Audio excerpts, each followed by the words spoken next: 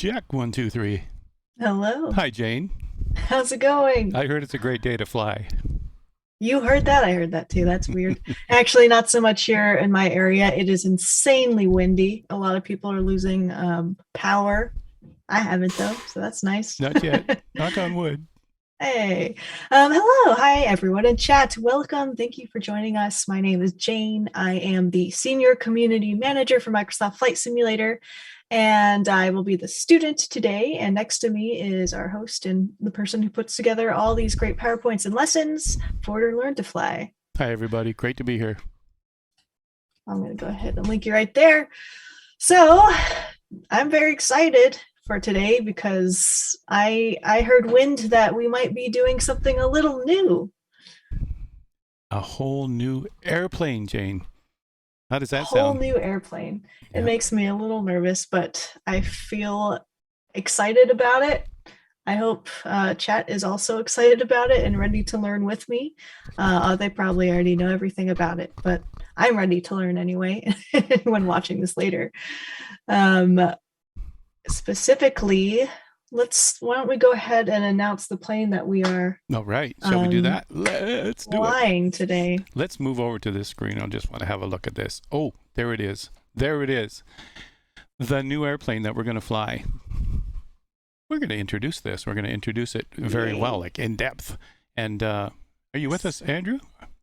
Yeah, I'm here. You're here too. Hey, Andrew. What do you think about the Bonanza? Silence, right? Let me think about that, Howard. I don't fly it very much, so I can't say yay or nay. But the couple of times I have flown it, it's a nice. I want to say it's a nice little airplane. It's a nice big airplane. 6 seats, is it? Yeah, So, 6 yeah. seats. You're right. Yeah. Now That's much bigger than what we're used to. We could have more students on if we really wanted to. That's it. So, we could take on more students in the back seat now. So it's a very interesting plane because this one's been, we'll talk more about the history, but this one's been in production since 1945. And I think the G1000 upgrade of it has been later than that, but still this has been in production since 45. And this is a low-wing, high-performance plane. So, Jane, Andrew, do you guys know what a high-performance plane is? What's that distinction apart from the 172 and the 152 we've been flying? I have a fake answer and I have the real answer. Okay, so let's have the fake one first, Jane. Oh, this is when I go when it's fast. When it's fast? Okay, that works. You're absolutely right. I think when the it's fast, real right? answer is only because you told me It's 10 minutes why? ago. Because why? You remember? 200 horsepower or more, correct? Right. Higher than 200, right. So it's Higher interesting. than. So 200 is still there's a at the Mooney, there's a threshold. few other planes that actually fall in the 200 category, and even some twins Yeah. that So you know, Howard, their based on engines are that, based on you're not that. allowed to fly your amphib anymore No more? Oh, no. because it's Oh, no. 210 horsepower. Because I'm not certified for high performance. Yeah, my PPL, you guys, is good for single engine, non-high performance. Aha. And so that's typical PPL, right? And so I can't fly the Bonanza in real life yet. But I think, I'm thinking of coming to Payne Field and checking it out with Really? a certain pilot that you know and You I know. should. You Yeah, should. that's right. That's what I'm going to do. All right, so what we're going to do is go have a look at this thing and wring it out completely and take it for a spin. What do you guys think? Want to do it? Yeah, Let's do it. absolutely. And we'll show you as much as we can inside the plane too, not just the presentation part of it. So for everybody, those who've been watching our series when we're with the 152 and when we're with the 172, now we're moving into a more advanced series, we'll call it. And there's a new student kit for you. And that student kit will have the POH, the Pilot's Operating Handbook, the checklist. What else did we put in there, Jane? Those two are the main things, right? That's the main things. We still already have the Payne Field diagram from before. We still have some of the other materials from before, but those are the two main things we need. And we'll talk about that as we go along. And there's a link to the Student Hub. That's great. Thanks for that. That's great. Now, just remember that the last time we were together, we were flying amphibious planes. We were float flying. So it was fun. great. And actually, the scenery at Renton, I was surprised. We didn't go all the way into the Renton seaplane base when we landed. But in there's all kinds of static planes at the dock. And I think there's Oh, a twin cool. otter. I think there's and there's people on the dock, and it was like, wow. But anyway, that was a lot of fun, and it's always a great escape to go and do some float flying, and certainly around the Seattle area, there's lots of water. Tacoma Narrows and the whole ocean's right there next beside us, right? So did you guys try some stuff? I use the expression you guys. Did you go back and try some circuits at a seaplane base, test yourself on a smaller lake? I did. I had a lot of fun, and it was right after this lesson that we had this little volunteer event for work. We were with Alaska Airlines. A lot of the youth groups are coming through trying out the simulator. I mean, a lot of them wanted to fly the F-18, so that's fine. But some of them chose to fly a float plane, and I was like, "Yes, I just learned about this. I don't feel like a fool. I can kind of tell them what to do." And we got to do a few laps. They took off from Renton and tried to land, in the water. Wow, look at you! It was so right? fun. Already showing others how to do it. blast. That's cool. I'm so proud. That is so cool. And was. and a lot of fun. I mean, float flying is fun. As much as there are dangers in float flying, for sure. Float flying pilots, a lot of airline pilots got their hours in float planes up north. They went up there and did flying every day, all day long, and built their hours and built their experiences. And then they came back and started working for the airlines. And a lot of them missed the float flying days. A lot of them missed the low GA, slow flying days, right? So that's great that you did that. How about you, Andrew? Did you do any float flying after the lesson? Yeah. Ooh, Well, He goes, yeah. most of mine It's was a single one-word float. answer. Single float. Single float. Single Yeah, float. Wait, A which single one? float. What does that mean? What? The goose. Oh. That's one float. Oh, yeah. Yeah, it's like, just what? sit in it, You're that's missing all. a float? Yeah, so the goose, the widgeon, I fly the widgeon too, and a lot of our group flies, Jane, we do float flying, and you see a lot of the goose in the air, yeah. Absolutely beautiful plane with its big radial engines on them. Oh, All it right. sounds like we have an echo of some sort. Uh-oh. You know what it is? It says me and Andrew are echoing, but not you, so maybe there's some Zoom double Okay. Zoom action Let me there. try something here. Okay. Give that a shot. We Let's do see. have a Bonanza lover here. Single Coil says Bonanza is one of the best single engine props ever made. It's a joy to fly. Wow, cool. Awesome. What an endorsement. That's great. Absolutely true, right? Single coil Yeah. is a CFI, you guys. So you can take It's anything. solved. Okay, great. It's Yeah, solved. we also Okay. have Jazzy Whistle here, FYI, who's excited to be live after a year of watching recorded streams, just a different time zone. Welcome, Jazzy Whistle. Yeah, welcome. Yeah. Glad you were able Live. to join us live. Live's always good. Live is good because you hear it Okay. first. And we could say, you can make a byline, right, Jane? You You heard heard it it here first on first, folks. MSFS official, right? Yeah. Well, So- CD says test Andrew, so I'll say something just to see. Okay.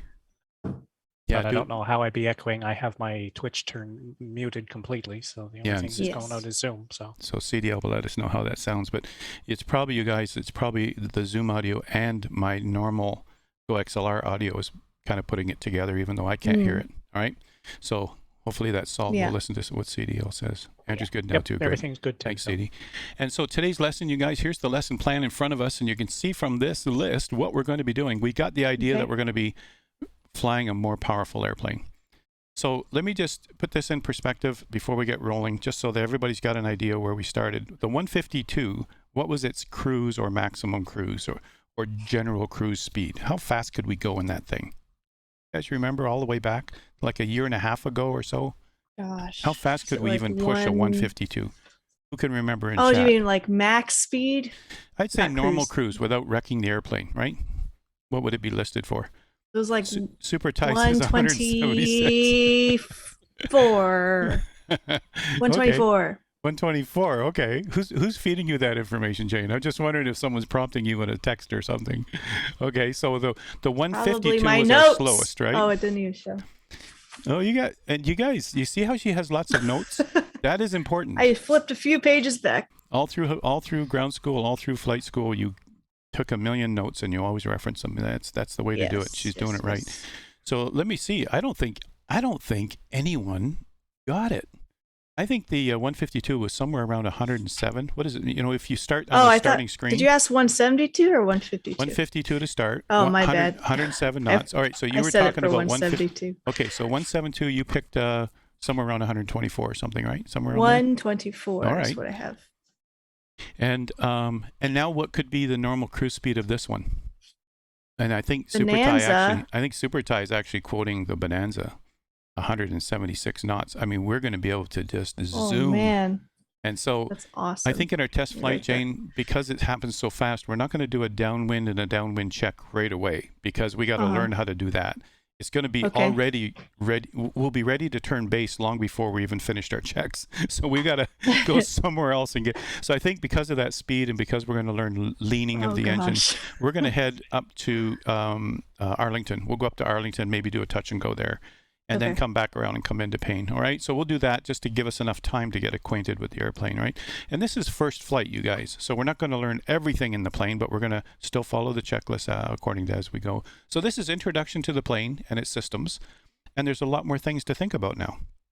Engine handling in all phases of flight. A focus on MP and RPM settings. We're going to talk about what those two things are. That's the focus. And you can learn a whole lot more planes now once you learn this. Once you learn to fly this plane, you can move into so many other planes. And a good example of this is Andrew's been flying the Spitfire. It's his favorite airplane. And we do Spitfire flies like we will this Saturday. And we'll be doing, we did the original Spitfire group fly. Do you remember that, Jane, on your channel? I do. It was Fabio and Two-Tone and CDL and I. And Andrew was with us too because he's the subject matter expert on these things. And that has MP and RPM. It has two different levers that you have to think about, or two different settings and dials. So Andrew's been flying this kind of airplane for a long time. It was easy for him to adapt to when he jumped into a Bonanza. And you can do the same for other airplanes that you will encounter along the way. In our air exercise, it's going to take us a while because, you know, we got to do the run-up this time. I can't forget it, Jane. I can't forget the run-up. We won't. No one will let me forget it. Unless they'll we change my forget it. handle back to run up again. So I'll be assisting with the cruise configuration. I'm going to actually let you do the takeoff. We're going to see what numbers those will be, right? And then I'll also demonstrate a touch and go with a go around. All right, just so that we'll see that going in, we'll see it coming back out, and then I'll give control back to you to try the same thing. All right, and then we'll come into Payne and do a landing. Probably on the longest runway, you know, the 9,000-foot runway at Payne Field, because then you've got lots of room to float if you need to bleed off speed if you need to. You've got lots of room to land. You don't have to get it down quick, all right? So that's the plan. That's the plan. Transition to a high-performance airplane. And we know now that a high performance means above 200 horsepower. Now, the skills to learn. Well, one of them is the blue lever. You know, should I put like a little bit of reverb on when I say that? The blue lever. Yeah, it's like, oh my gosh. It's one of those scary things that people go, I don't know what to do with it, you know? And so we're going to be able to control that properly, the way it's supposed to be controlled, all right? And that's what we're going to learn. The second one, certainly how to configure the airplane in all phases of flight. One of the things we have to think about when we're flying is always, from day one, we've talked about safety. It's all about safety. But the second thing we got to think about also is the condition of the airplane. We can't wreck the engine. We can't wreck the airplane. We got to take care of it. And that's what pilots do. They fly it according to the POH, how it's supposed to be handled. And then it will last for a long time, right, without high maintenance costs. And so configuring the airplane properly is important. Here in the sim, we can abuse it and we can go whoops and we learn from it. And that's how it works in the sim. But we should try to do as many things as real as possible. And that's what we're doing here. All right, so what do we need to do? Transition. It's a transition, isn't it? It's an actual whole different type rating, you guys. All right, the normal PPL is a non-high performance single. All right, and up to 4 seats. I mean, that's what I have, right? And so now we're going into a plane that has 6 seats, higher horsepower. Now we got a 300 horsepower engine. And and we've got a blue lever, and we've got retractable gear, and we've got all this stuff we got to think about. Oh, wait a minute. There's cowl flaps. Cowl flaps. What are those? So we got all this stuff to think about, all right? So let's go find out about that stuff. Now, the one constant that's going to help a lot, Jane and Andrew, is that we have the G1000 suite. We know this, right? We're comfortable with this. We know how to use it. Even though Andrew prefers conventional dials, I just know his preference, right? And I learned on conventional dials, and so did you, Jane. Your first airplane, the 152, was conventional dials. And if I remember correctly, the V-tail Bonanza that you were in at one of the flights that you had, one of those important flights that you had round dials in it also. conventional dials, or what people call steam gauges. But here we're going to be flying the G1000 upgrade Bonanza that's built into the sim. It's the default. And the one constant is that we have a G1000 suite. Perfect. All right. That we can relate to. We can work with autopilot. We can work with how to look for the engine components and what's happening. But you notice that the standby gauges on the 172 were down below the G1000, and the standby gauges for the Bonanzas over here on the right. So don't forget that when we set the altimeter setting on the PFD, we always have to go and set it also on our altimeter, our conventional backup. I call it the backup altimeter. We'll do both the same time because those things have to be set.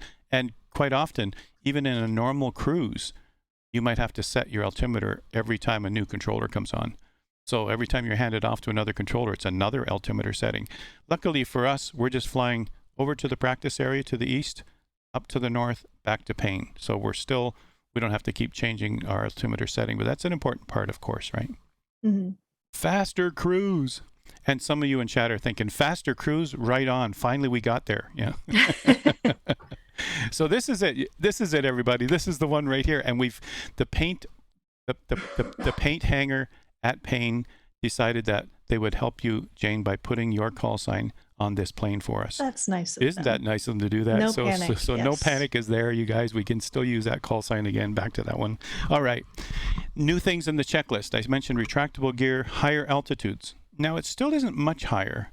The 172, if you remember, it was somewhere around a service ceiling of 14 to 15,000. We'll talk about why there's such a thing. Why can't it go higher? Isn't higher better? You know, other planes go higher. We have propeller de-ice. We never had that before. Propeller de-ice. You mean ice can get on the propeller? Air conditioning. And Howard, there's an interesting little note stuck on the pillar on the pilot side, referencing the prop de-ice and the air conditioner. Caution: magnetic compass is erratic when air conditioner is in operation and when prop de-ice is on. Wow. I didn't read that. Wow. Good catch, Andrew. What'd you do? Like go in there with a magnifying glass? How'd you find that? That's great. I was looking at something on the G1000, and as I leaned back, I was like, "Well, what's that say?" It's like, what is that? Okay. That's funny. What is that? Yeah. And what makes that happen? Now, I could explain the electromagnetic interference, but we're not going through that today. But actually, I didn't know that was present in this airplane, but I do know it does have an effect on some things. But aileron trim, we're not going to use that today, but there's aileron trim in another lesson. Okay. It's like, wow, what are all these things? And toga capable. I'll just leave that one for now. Toga capable. That sounds so good, you know, like if someone said, "Would you fly today?" Well, you know, it had propeller de-ice, air conditioning, digital climate control, aileron trim, and toga capable. They go, wow. Toga. It sounds good, doesn't it? Yeah. The throttle lever is actually labeled as a GA. As a GA. Yeah, there's no toe, just GA. Mine actually on the Bravo actually says go around with a switch. Yeah, no, I mean the throttle in the sim actually just says go around on it. Go around. So you guys, low wing, and this is the big important one, Jayne. This is our first entry into the low wing category. All right, we've been flying high wing Cessnas, which is my preference. High wing Cessnas are easier to fly too, and this is why they're training aircraft. Once you start getting into low wing, now you'll see there are some instabilities. And some of you will know about the V-tail Bonanza. This exact Bonanza, I think it's called the V36 or the G36. I'm trying to think about what it is. The G35. We are in the 36 right now. Okay, so the V-tail Bonanza is the G35. Okay. And there's been instability issues they've talked about over the years. So why is that, right? Now, let's go take a look now a little bit deeper here. I've got some of the stats over here. Super Ty was right when he said 176 knots. I thought he was quoting the Bonanza, and that's exactly the right number there. 176. Okay. Yep, that's how fast. Wow. All right, so there's a 7-step process. We're going to reduce it down to maybe 5 steps. When you move to a new airplane, we go through these steps. Whether we outline them like I'm doing right now or not, we go through these steps because you need to find these things before you step into the plane.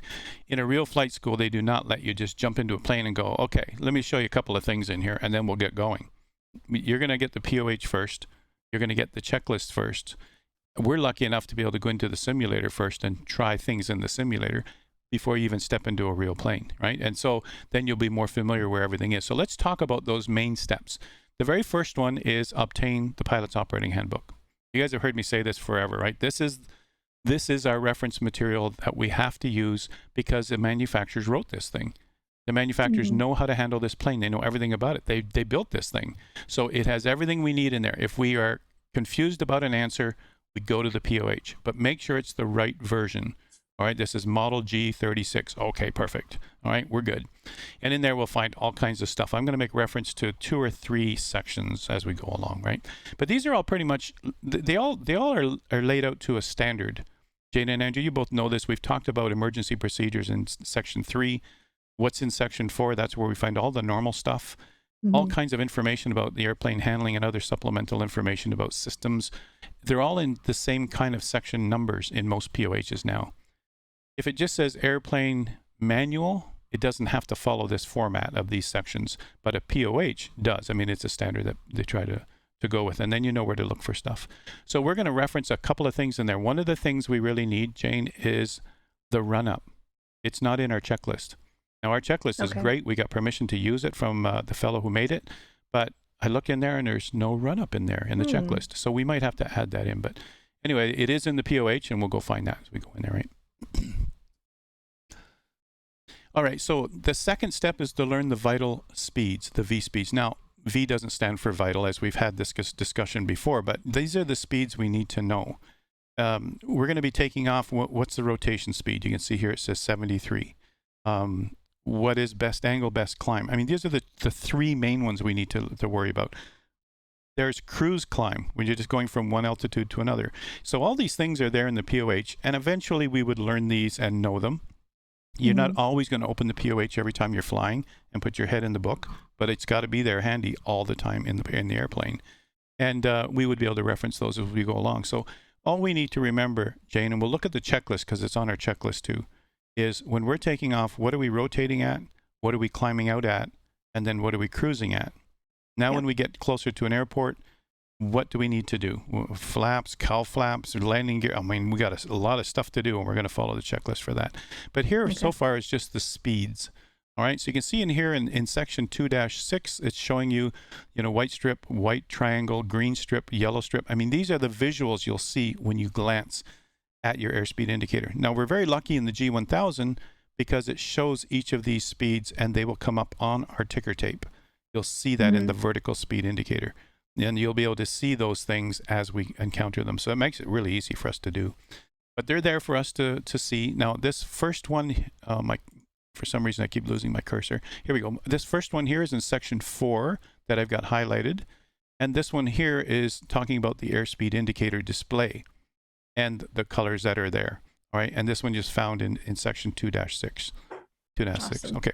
All right. So that part, and I know this part isn't exciting, you guys, but it's important in every plane you're going to fly is to go in here and look at these things and start reading about what's needed. You're not going to memorize all these numbers right away, but it's good to know. Now, the third step is to get or make a checklist. I usually make all my own checklists. This one was done so well that I decided to contact this person and say, can we use it on our channel here and for our training, and they gave us permission to do that. And we always have to make sure that, you guys, when you start using someone else's checklists. But look at this. Look at this. Avionics by Beechcraft with your call sign. That's great. Aww. So this is the part right here, Jayne. This is it right here. That isn't in our checklist here. So I've pulled it out here. All right. Now I have the POH ready and open for this so that we can actually use it in flight. We're only going to use a part of it here. We can't get in some of this stuff that's in here when they're talking about buses tied or not tied isn't simulated. So we don't have to go through all of this down here. But the normal things here, including something new called propeller. Propeller, it says exercise it. What does that mean? I'm going to exercise the propeller. Do some jumping jacks. Yeah, we're going to go like 3 more, 2 more, 1 more. It's an exercise for the propeller. Well, yeah, truth be told, Howard, that's exactly what you're supposed to do. That's 3 right. times. Well, it's going to say, make sure that there is an actual RPM drop there. So we're going to show you what that looks like. We're going to go through the first run up and see what that's all about. All right. So we'll get a checklist. We have that now too. That's in your student kit. We're good. Awesome. So now we got to get into what's in this Bonanza. Why is this such a high performance thing, and what do we have to learn about? This is the heavy part, the theory part. Most of this you would learn in ground school. You would be learning about the different kinds of engines, different kinds of propellers. This is a variable pitch propeller. That's what makes it complex, but it also gives us the ability to fly higher and to fly with more efficiency. So this is why we're going to have a look at this. So the first thing is this constant speed propeller, or this blue lever we're going to talk about. All right. And inside the airplane, there are these components, and this comes right out of your POH. They describe what each are these things are. The propeller control is the blue lever, propeller control. All right, and that controls the RPM setting of the propeller governor. Now, that's a little too technical at first. You have to know, okay, what's the governor? I'm going to talk about that in a minute. But the whole idea behind it is we're going to be looking at two different gauges all the time. All right, where we're going to set them both with different levers.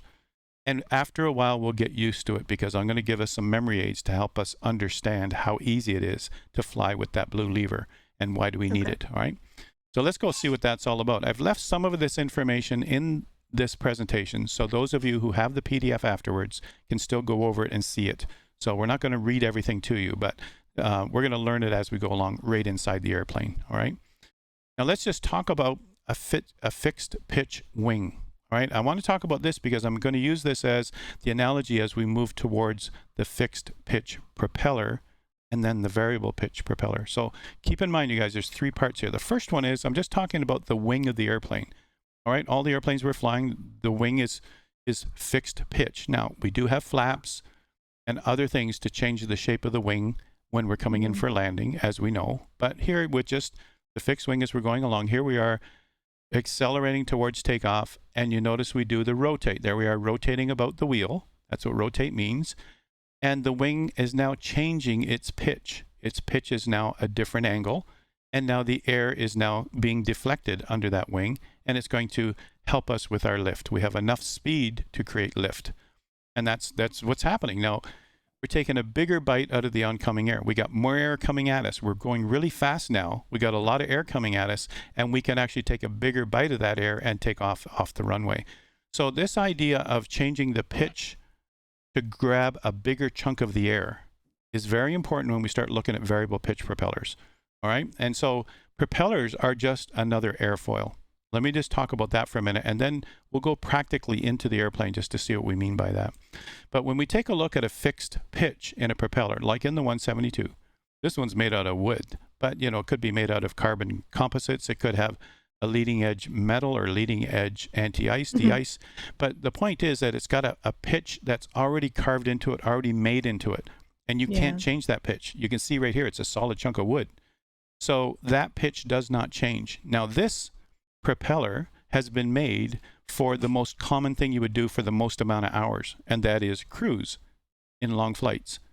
So the pitch here is perfect, or it's a bit of a compromise to be almost perfect for the cruise part, but it's not the best for climbing, and it's not the best for descending, or it's not the best for flying at 20,000 feet, but it'll help us to get up to, what is it, 15,000. I've never had a 172 at 15,000. The air is so thin there that the performance is horrible. I probably can't breathe at that that thin air. So typically I haven't been more than maybe 10 or even 11,000 in a 172. But that fixed pitch means we can't do anything more about it. We've got it full throttle and it won't climb anymore. We got 4 of us in a 172 and we just can't climb. There's no more climbing going on. And that's because it's a fixed pitch. And that's the limitation of a fixed pitch airplane. Now, if we move over to this blue lever, this is the most important part. This will help us with changing the pitch of the propeller blades. And that's exactly what we have going here inside the Bonanza and many other planes that we're going to be flying, is now we get to a certain altitude, let's change the pitch and bite more of that thin air. Ooh, interesting. That's the bottom line right there. We're just biting more because it's thin air. We're getting higher and higher into thinner and thinner air. And now we can change the pitch to bite more of that air and keep going. All right, so that's the secret here. And look how simple this is, you guys. Now, I've made this diagram because this really is how simple it is. During takeoff and landing, that lever is full forward. Think of this as straight up and down, full forward, push straight against. If it's the actual knob that you push in and out, then it's full forward to the firewall. We'll say it's called firewall it, right? Put that accelerator to the floor, firewall that blue lever, firewall that red lever, firewall the throttle, meaning push them all forward toward the airplane engine. All right, so these two, takeoff and landing, the blue lever's full forward. You just leave it full forward. You'll see right in the checklist. But when we get into cruise at higher altitudes, we're going to pull it back to whatever the POH recommends. And we're going to change the pitch of the propeller. Now, we don't care about the exact angle. We're not there going, I think I need 32 degrees. Nobody knows. Okay. It's a manufacturer's thing. All right. All we know is that we have an indicator to help us with that, and it's really going to be our RPM gauge. It'll recommend 2,300 RPM at cruise. Okay. Or 55% power, they'll recommend 2,100 RPM. So we'll just use the blue lever to get to that RPM. That's all we're going to do while we're in cruise. So the only time we worry about this lever is in cruise. When we're taking off, full. When we're landing, full. The exception to that, there always has to be an exception, right? But wait, there's a caveat. If we're landing, let's say in Lake Louise, Lake Louise is like 6,000 feet, or Lukla. We were just recently at Lukla again, 9,000 feet. I think it's 9,200 at the threshold, right? So, 9,000 feet is pretty thin. We're not going to keep that lever full at 9,000 feet, even when we're landing, because we're still up in the thin air. All right. Gotcha. So the exception to that is when you're landing at airports at high altitude, right? And you would still have that back, right? When you say cruise, does that mean straight and level cruising, or what about cruise climb and cruise? Well, in any cruise configuration, they'll have the recommendations. So it's a good question, Jane. It's a very good question. I would say generally yes. But as soon as you're climbing, you need more power, of course. So we're going to increase throttle. Will that affect our RPM setting? Right? And the secret to that is, what does the POH say? All right. And that's what we'll do. We'll go look at the POH. And matter of fact, it's in our checklist. Our checklist will tell us maximum climb or cruise climb. What's our setting? And all we do is we follow the rules because those guys made that plane, right? They made that plane. They know those are the two settings, right? So we'll go see what that's all about. But why would we put it back to straight up and down for landing? Because we're down lower where the air is dense again, where the air is normal again. And also, the other reason is, if you have to do a go-around, you've got full maximum power ready to go. It's all throttle from there. Because when we do a go-around, it's an instant thing. It's like, go around now, boom. And we've got the power. We don't have to think about, oh, my blue lever, where am I supposed to? We just leave it full coming in for landing in case we have to go around, right? That's what we do, right? Okay, cool. So now here, this will help a bit. I'm going to elaborate a little more now and give you a memory aid, everybody. So looking at the propeller blades now. Now this is my graphics, so I don't have access to the high artistic tools, and I don't have access to the talent to make anything artistic. So I stick with blocks and circles and stuff like that. I'm a techie guy. So what I've done here is I've just shown you those same three positions: takeoff, cruise, and landing. And what I've done is just giving you an idea of what's happening to the propeller blade. Now there's the propeller blade. It's just showing you one blade. We've got three on the Bonanza. There's one blade, and the propeller is spinning in this direction. Now it depends whether you're looking at the airplane, you'd call that counterclockwise. If you're inside the plane, you'd see it turning clockwise. But the point is that this is a shallow angle compared to the airflow around it. You're cutting through the air. Just think of this thing as spearing through the air right now. And there's the angle right there, very thin angle. Now here you can see it's got a greater angle. And the good way to remember this, look where the lever is. Now it's not going to work out exactly that if your lever is at 38 degrees, your propeller is at 38 degrees. It's nothing like that. It's just a memory aid to realize anything back from vertical is going to change the pitch of the blades. Right? All three blades. Now let's talk about how that happens. But that's really, just to summarize that here, the same diagram here in a little, give you a bit of an idea. Low pitch, that's meaning low pitch, low angle, right? It bites less air, less torque is needed because there's not as much friction, but high RPM. So the indication for us is a high RPM. We put this lever full forward, we got the highest RPM we can get. All right? Now, high pitch, it bites more air. Look at it. That's going to bite a lot of air. Now, if we're up in thin air, way up there, 15,000, 18,000 feet, this is going to work for us. We can still use it because it's now biting more of that thin air. That's cool. More torque is needed to do that. And so in that case, you end up with a lower RPM. There's always a trade-off, you guys. And there's all kinds of laws about this in science, all right? And then back when you're landing again, we're back the way it was when we started. Makes sense, all right? So the easy part is certainly in cruise, something in cruise here. Whether we're doing maximum cruise climb or maximum cruise, we're going to figure out what that's going to be from the POH. All right. Yeah. All right. So can we hop in the sim for the next slide to see this blue lever and take a look at the. Absolutely. So the summary of this is like this. I've just put a red line in there, you guys. The red line Awesome. shows us takeoff, it's straight up, and in cruise, some form of more of an angle. As simple as that, right? If we've pulled it back, we're biting more air with that propeller. Right now, let's go to the sim and just see what that looks like. And let me just come over here to here. Now inside the sim, and Jane and I are ready to start it up from cold and dark, but let's just have a look in the cockpit here. We'll just get like this. So here we have the center console here, and here's the blue lever, the red lever, and here is our, hey, there's the go around. This looks exactly like a Bravo. The Bravo throttle lever has a go around on it with a red button over here, right? And there's our trim. I mean, we're just starting to get familiar with the cockpit. We'll talk more about cockpit familiarization. But right now, there's the blue lever we're talking about. Now, as we work with that lever, I'm going to push it up and back. And I'm sorry I don't have my camera on my controls. This is an emergency system I'm using right now, and I don't have a camera for the controls to show you my hand actually moving on the blue lever. But it's the same thing. The blue lever is all the way back toward me, all the way forward. And they do tell you right here. All right. And it says, let me just show you the labels here, you guys. I'll push all of them forward, and we'll just show you the labels. So you can see here it says T for throttle, P for propeller, and M for mixture. All right. And the colors are important also, but also in a dark cabin, they also have a different feel. Even on the Bravo yoke, even on Redbird yoke that I've used, there's a number that I've used. They have a different feel of the actual blue knob compared to the red knob compared to the black knob. And these are the knobs at the top that we're talking about. So even in a dark airplane while you're flying, you can reach down without even looking and feel which one they're supposed to use. Now in this case here, there is the actual setting. Let me just set it right now, Jane, to show you. And I'm going to bring it up a half, or about there. Does the P stand for pitch or propeller? Propeller. It's really just stands for propeller, yeah. Because the pitch part is too technical. I mean, it's really... Yeah. We don't care what the pitch is as long as it's whatever the manufacturer thinks is good. So we're not worried exactly on the actual pitch. But it does stand for propeller because that's what it is. In some other planes, they actually call it the propeller lever too, right? But if you want to remember it by using the word pitch, then use that. Whatever works for you guys. This one's easy because we did this in the 172. This is your mixture, right? This is full cutoff all the way back. You've just cut off the engine. You've leaned it so much now that it just coughs and stops. All right, full rich, and you can see in here it says push rich, and this one for the blue one it says push high RPM. All right, high RPM is the normal takeoff and landing, vertical straight up.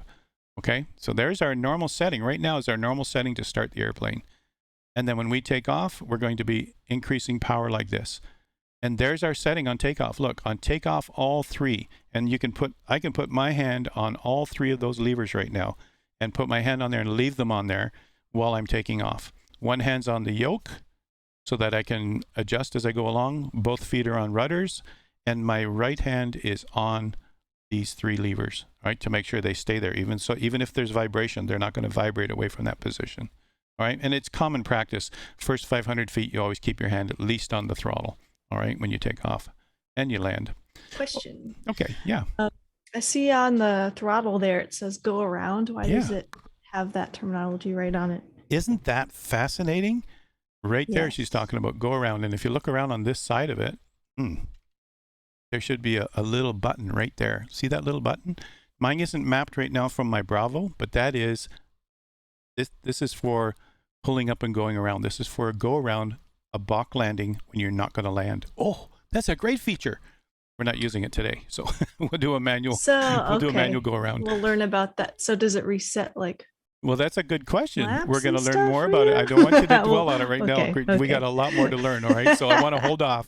The people in chat can help us with that. You guys in chat can certainly help us with that right now. Matter of fact, I've just noticed the emergency brake isn't on, so we're just going to put that on right now. We're going to talk more about in here, but really that's the blue lever right there. Simple as that, and it's going to control RPM. Now we're going to talk about this. I'm going to give you more explanations, you guys, but let's come back to our presentation for a second. And then that way we can learn a bit more about these and how they work. If I could just find how to advance that. Oh, there it is. Okay, I got it. All right, so let's take a look at this. I don't want to make this into a really long presentation. I just want us to understand it's a lot. We're learning a lot about this airplane. So inside your airplane, connected to your propeller blades is something called a governor. And this governor is, as I mentioned here, it's a complex design of springs, flyweights, and oil valves. We don't have to understand it completely. In ground school, we would talk about it in more detail. But the whole idea behind it is, as you move the blue lever, and we'll call this lever right here the blue lever. As you move that blue lever, oil and springs will work together to make those blades turn. It's got to turn all three blades, Jane. So we don't care how that happens. We just care that it works every time. Yes. And so those blades will turn. The governor will figure it out. The more torque, the less RPM, the high torque, whatever it needs, it's going to figure that out. All we do is move the blue lever to say what we want, and we read the RPM gauge. That's what we have to do. But inside, this is what's happening, right? The end result is that the blue lever seems to control RPM. All right? Now, that complexity is taken away from us as pilots because we just have to operate the lever, and that's it. Simple as that. Now, as I mentioned, blue lever, red lever, full forward for taxiing, takeoff, and landing. That's easy to remember. All right? We'll remember the easy stuff, and then it's only adjusting the blue lever at altitude and the red lever at altitude. Remember, we still have to adjust the mixture as we get higher into thinner air. I guess my question, I think I'm going to find out soon, so I will hold it. No, but ask the question now, and we'll see if it's... I was going to say, since we're adjusting that blue lever throughout cruise, do we not adjust the throttle? But this seems like a slide that'll talk about. Yeah, we're going to talk about that in a second here, yeah. And Single Coil, who's a CFI, is talking about the go-around, and there's more detail on that. We're not talking about that today, but that's going to be valuable later on. What exactly does it do? It doesn't make us go around. We're still pilots. We still got to do it, but we'll talk about that at another time. You guys, when I designed this for today, there's so much to learn in a new airplane. We've got to not cover everything, or else we're going to be here for 4 hours. I'm just so excited. I know you. I can see the enthusiasm, Jane. It's really good. But I want to mention to everybody in chat also, in a normal transition to a new plane, and Single Coil can help us with that, CDL can also, it's going to take 4 or 5 sessions, 4 or 5 flights before they start really getting comfortable and realize whether they can certify you for the type. All right. Yeah. One fellow I know was flying a very high performance jet, private jet, and it took him 12 days to get certified on it. Every day, flying, reading, theory. Is that a long time for that? No, that's normal. I mean, it's, I've even seen airline pilots have to recertify over the next 2 months. 2 months. So you guys, we're throwing this all into 1 2-hour session, and I'm going to cover the basics, and we'll get into a little more details later, like the go-around, etc. Now, let's just talk about the black lever. That's the one we're used to. We're used to black and red. Those two are what we have in the 172, 152. Black for throttle, which gives more gas to the engine, and the mixture control, which controls the mixture between gas and air. In other words, we can give it a proper mix when we get at altitude. So again, we would only use this above 3,000 feet, if you'll remember. It's all the way in for takeoff and landing at normal airports or normal elevation airports. And then we pull it out to lean the engine when we get higher. And all this is with the fuel. Now, we'll talk more about it. I got a picture for that. But it actually just changes how much fuel and air, the mixture of the two of them. All right, so we'll talk about that in a minute. So that's normal. We're used to that. So let's just say the black lever, and now here's an introduction to the Bonanza's engine display in the G1000. In the G1000, the 2 main dials we need to look at is the manifold pressure in inches of mercury, and that's what throws people off, is like, oh no, inches of mercury and manifold pressure. But let me think about this. Your black lever controls this gauge right here. That green part at the top is your operating range, your normal operating range. This one down below is your blue lever. Your blue lever controls the RPM, as we talked about.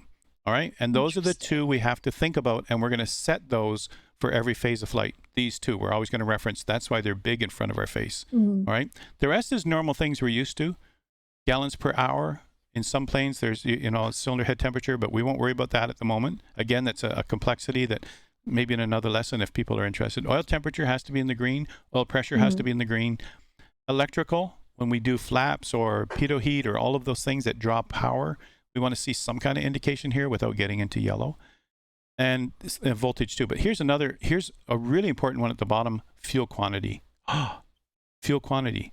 Because we no longer have a cross feed like we're used to in the 172. I like your reaction, Jane. What do you think about that, Andrew? Do you have the same reaction? Did it take your breath away? So you'll remember, actually, a lot of you will remember when CDL was doing the endurance races, he would fly planes that didn't have a cross feed, like a low wing plane like this, and he would have to set a timer to remind himself, and that's common practice here. It even says it in the POH. Set a timer for every 30 minutes, switch your tank to the other tank. Just for balance reasons. If we leave it on the left fuel, it starts out with left. I always start with the left tank. We start out with left, it'll drain the left until you run out of fuel and fall out of the sky. Oh, we got another tank here. You can switch it. And so we want to be able to switch to the other tank every 30 minutes just so it's not imbalanced. Because you've got gas in both wings. You drain one wing, then obviously the heavier wing's going to want to keep going to the right, you know? Yeah. So we want to be able to do something. And you could even do it every 15 minutes, but whatever works for you guys, right? So let's just see what that looks like too. If I just show you really quickly, I want to just give you guys an idea as we look at the plane. If we use Control 5, it's just another view, you guys, Control 5. There it is in the left part, just below the seat, all right? And you can see in here, here's our lever. As I was explaining earlier, this switch here, in real life, this switch has to be pushed to turn it to off, all right? And that would be that way, the off position. Here, we can just spin our mouse wheel and turn it off. We can actually cut our fuel while we're in flight by accident. So if that happens, we'll quickly move it back to another position. But in real life, this is a safety here. You have to push this first and then turn it to off. So you won't accidentally turn it off. And this is something down here, you know, fuel tanks are in the wings right beside us. And this is something down here by your left leg, down by the left part of the seat. This is the seat right here. Right. So you can just reach down without even looking and turn it. You just know, all right? And you can't accidentally turn it off in real life. So we're going to leave that. We're going to check it in the checklist, but that's what that is. That's your fuel manual, turn it to one to the other. All right, so let's come back to... here, sorry. Let's come back to here. Now, this is the two main dials that we were talking about, and that's what we're going to make sure that we can do. Now I want to go over to a diagram that I made. I'm not going to dwell on it too much because I'm having trouble getting my mouse in order. There it is. Okay. So this one here, now, again, this is my artistry. So I want to just focus on three things, you guys. The lever itself, this is the black lever first we're talking about, manifold pressure, and what it actually does. Now, this is my indication of what it does, you guys. Obviously, it isn't like this, but it gives you an idea that there's a lot of fuel here and not much fuel here because it's being blocked. Some will call that a butterfly valve, but who knows what valve they're using for that. But the point is, as we move the black lever, as we move that full forward toward the firewall, we should see the manifold pressure increase, and we will have more fuel coming through that goes to the engine.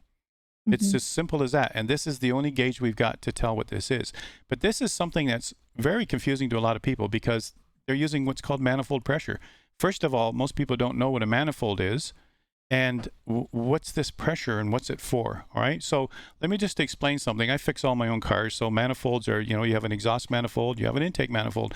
But what this does is this is the intake manifold of the engine where it gets its fuel from. Its fuel comes from here. All right. And that fuel goes to the engine and all the pistons will burn it. This is things you learn in ground school. We take more time than this to talk about it. So on the engine intake stroke, as the piston is actually sucking some of, it really does use this word, you guys. It sucks the fuel in, unless it's fuel injected. It sucks the fuel into the piston and then it explodes it after it compresses it. All right. So we're not worried about all of that. All we care about is that I move this lever and this dial changes. That's what we care about. All right. I move the lever, the dial changes. And this is the only indication we have. And it will tell us when we're climbing full throttle. We know that. Full throttle, we're climbing. We're gonna take off. We pull it back for different various parts of flight, and it'll talk about the right kinds of settings to save fuel, to have the right amount of power, and all the rest of it. And so we will go with recommended settings that are right in our checklist. But that's still the same as it was in the 172. We pushed the throttle forward. It gave the engine more gas. Simple. All right, so that part we already know. But now we're using something called manifold pressure. Now, it is actually measured the same way that the atmospheric pressure is measured in inches of mercury. So who can tell me in chat? And I'm going to let this question go to chat, Jane. So you probably already know the answer, and so does Andrew. But what is standard atmospheric pressure, or what's the range, or what's close? Standard atmospheric pressure. If you were to look at your altimeter on the ground without your engine running, nothing's happening. Your altimeter would probably tell you, if it's at the right elevation, what your atmospheric pressure is. Who knows? And look at this, the answer's already, right? So many. Correct 2992, answers. 2992, 2992. So you guys look Okay, at that. I'm going to mess right? things. I'm going to mess you up, Howard. It can be different, right? 101.3. 101.3. Okay. But Sorry, that's guys. I don't. kilopascals and not inches of I got mercury. to sip my coffee once in a while for my sore throat. But yeah, okay, so the idea is that when you're reading it on this gauge right now, you can see it says 30, so it could be 2992 right here before the 30. All right, and here again, I lost my cursor. I'm not sure what's going on there. But let me just grab that. You guys can't see the laser pointer. There we go. So right here where it says 30, if you are sitting on the ground, you'll see this with a lot of planes. The DC-6, you see this with, well, I could go through like about 6 planes we've been flying that do this. When you're sitting on the ground, you can actually see the atmospheric pressure on this gauge because it's just open air. It just measures it for you. Now that the engine is on, it's going to start sucking air through this pipe. It's going to change this to a lower amount or higher amount depending on whether you shut it off or not. So this is actually pretty cool because it's exactly the same thing. When you first get ready to start your plane, you're going to see this sitting at whatever, 2992 or whatever it is in the air right now. You'll see it sitting there. And we actually use this to figure out the elevation if we don't have an ATIS. Anyway, Single Coil and others can tell you about this, experienced pilots. We can look at, set the altimeter to the elevation of the airport that we know it is, and we can read off our barometric pressure. We already know what it is before we listen to ATIS. All right, so don't confuse the two. One is for, they're both measured with the same units. One is for measuring on your altimeter is to be able to help you accurately know what altitude you're at. This one is to know how much fuel is being fed into the engine. All right, so we're going to use that same throttle for the same reason we always did. And that's going to be our main throttle for taxiing, for takeoff, and for setting it for a certain cruise setting. So that's always been the same. Here it is on full now, full forward, ready for takeoff. Look at all that fuel's going through. Look at this. It says 25. 25. All right, and you'll see right in the POH, 25 is recommended for a lot of max cruise settings. All right, you see the full forward, it says 25 on the gauge, and we're going to go look at the propeller too and see what it says. But the whole idea is that this is the same as it was before, only we now measure it in manifold pressure. All right, so that's what we're going to do. That's the hard part, Jane, I think. And it might take a while to get your head around that because we're so used to just RPM only, all right? Yeah. The red lever we're used to, this one's easy, everybody, because this one is simply leave it full forward until you're above 3,000, and then you're going to lean the engine. All right, because as the air gets thinner, you're still feeding it full rich fuel. Now you've got an imbalance there. You got the fuel is way too rich or too much fuel as you get higher and higher and higher. So we have to lean it back according to whatever cruise you're at. And we've done this before. You pull it back until the RPMs drop and then go forward a little. So we're going to talk about this in more detail because when we get into the propeller control now, we're going to have to, at cruise, we're going to have to now lean the engine. We're going to lean this on the way to Arlington. All right, you're going to see how easy it is too. There's only one easy way to do that, all right? But the thing about this diagram, and it's for reference afterwards, you guys, so full rich means it's forward, meaning you got all the fuel you can get, all right? And as the air at ground or at most ground airports is denser, certainly lower. You've got dense air and lots of fuel. This is important right here. Dense air and lots of fuel going into that engine, all right? And as you get to altitude now, things are going to change. You're going to have to pull it back some because you're in thinner air, you need less fuel. So we're going to lean it. And it also helps with the cooling of the engine. It also helps with cylinder head temperature, exhaust gas temperature. These things all, yeah, you could read a lot more detail than this. We're going to be going into exhaust gas temperature. We're going to be going into leaning it properly, 20 degrees, lean of peak, or rich of peak, depending on. There's only those two scenarios we care about, Jane. So we're going to learn about that. Okay. And that's Cool. I stepped into that area because we are cruising. We are going to go out and cruise somewhere, so we better lean it properly. I swithered on whether we should even introduce that right now in this lesson, but it's got to be done. So here we are, correct leaning procedure. This is a new slide I added in because I had to think about whether we need to know this, and we really do. So in this picture you're seeing here, you guys, first of all, there's the red lever we're going to move right now. We're going to lean it just like in the 172. You lean it at altitude. But in the 172, it's really easy to do if you don't have an EGT gauge. You just pull it back until the RPMs peak, and if it starts to drop, then you pull it forward again. I mean, it's you don't even know whether it's 10 degrees, 20 degrees of temperature, rich or lean, or that's the normal lean procedure in a single engine non-high performance. Here now we have exact numbers. Here now it says mixture 20 degrees, rich side of EGT peak. Oh my gosh, it's so technical. But you know what? It's not so hard, Jane. Wait till I show you how to do this. All right. We could even do this on the ground. It's a simulator. We could do this on the ground where we don't have to worry about flying around or anybody around us. Or we could set the we could set the autopilot and then mess around with it. But in real life, you can't have your head stuck in there playing when you're supposed to be VFR outside, right? So, you know, we could do this on the ground just to show everybody what that looks like. But so you see in here, it says maximum power cruise. So cruise means you're on your way. All right. And maximum power means throttle is actually full at 25, manifold pressure. The propeller is full, or bring it back to bring 2500. And then your mixture, you're going to make it rich side of EGT. So we're going to touch all 3 levers when we're in cruise. And then the engine will run cool enough. You won't wreck the engine. It won't overheat. And we'll also think about what should happen with the cowl flaps. So already we've got like 3 levers. Oh, the cowl flaps makes 4 levers we got to think about. Whereas in the 172, we had 2. I know. It's like, wow. I trust you'll, this so watch first how flight, easy it is once you'll we call get to things it. out. But I'm giving you guys the stuff that you need to know. These are the basics you need to know to fly this airplane. This is why they call it a complex airplane. It's also why they call it a high performance, right? Because you're doing this. In fact, you actually are doing this in the 172. They're just not talking about EGT unless there's an EGT gauge. I think in the G1000 we have one. All right, and there are recommendations. We just did the standard, you know, watch the RPM gauge, right? So we'll go and take a look at this. We'll set these 2 things. They're right in our checklist where it's easy to look at. All right, and also in there it says cowl flaps close. We'll talk about that in a minute. And fuel selector switch every 30 minutes. So, you know, this is good stuff. It's like every time I'm cruising now, and in a cruise you've got hours, don't you?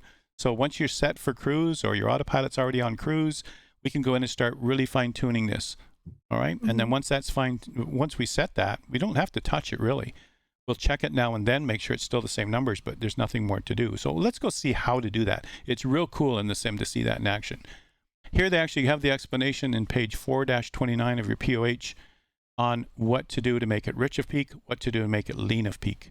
All right. And so that's what they're talking about in our checklist right here. We'll follow these rules right here, but I'm just going to show you how easy that is. It's right out of the POH, and we're going to be working with that.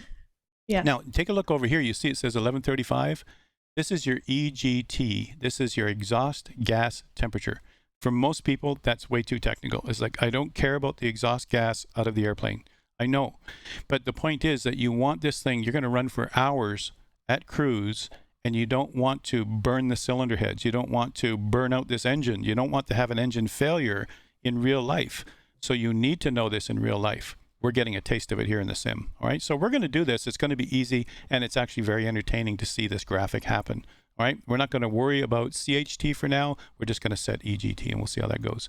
But you notice in here, I've set it here in this diagram. I've set it for 25 on the manifold, which is your black lever. And I've set it for 2500 with the blue lever. So I've got my 25, 25, and 20 on one or the other, depending on what I'm supposed to do. If I'm here, then it's supposed to be 20 degrees rich side of EGT peak. I want you to think about this, Jane. Pushing forward on the red lever gives you rich. Pulling back on the red lever gives you lean. These are the 2 most important parts. Rich, lean. We know this from the 172, but it's a reminder. Full forward is rich. Back is lean. So if they want us to go rich side of EGT peak, we're going to push it more toward rich. If we want it to come back lean side of peak, we're going to bring it back on the lean side. All right. And we're just simply going to watch that temperature. Wow. Fine tuning complex airplanes. You can fly anything after this. I'm giving you 3 examples here. I see no reaction on that. I see a nervous smile there. It's okay, Jane. We'll get it. And once we're in the airplane, it's going to get easier. All right. So you guys, combining all 3, let's summarize the whole thing. And then it'll get easier once we get in the air. All right. We've got a simulator, which if we make mistakes, okay, we need another engine over here. No worries. All right. But take a look at this. I'm just looking at this power settings, probably out of the POH. It's the kind of thing you'd find in the POH. It says that, you know, that when we get to cruise, we typically pull back power. We don't go full power all the way. Right. Although some of us doing the same, we're not supposed to. You're supposed to preserve fuel. You paid for that fuel. And so even all the airliners too, they'll get up. I've even seen them do this when they're climbing. They'll actually cut back power too. They have to, noise abatement or because of other reasons. But here we're going to cruise at 75%, and we expect a certain speed. or we're going to cruise at 65% and save some fuel and expect a certain speed, or we're even going to conserve a lot of fuel and go a longer distance, but we're going a little slower. And we're going to pick one of the three, and here's what they look like. I actually did this so that we can see them visually, what they look like. So the first example here, it says after 3,000, of course, and you climb up to past 3,000. Here we are at 4,000 feet, and it says RPM 25, manifold pressure 23.5, and that gives you your 75% power, and you should get 166 knots. All right, so there's what it looks like. I've changed my black lever to make it 25, whatever that takes. I've changed the blue lever to give it 2350, and I look down here and see what my fuel flow is. It says 19.1. So you can, and we do this in the airplane all the time.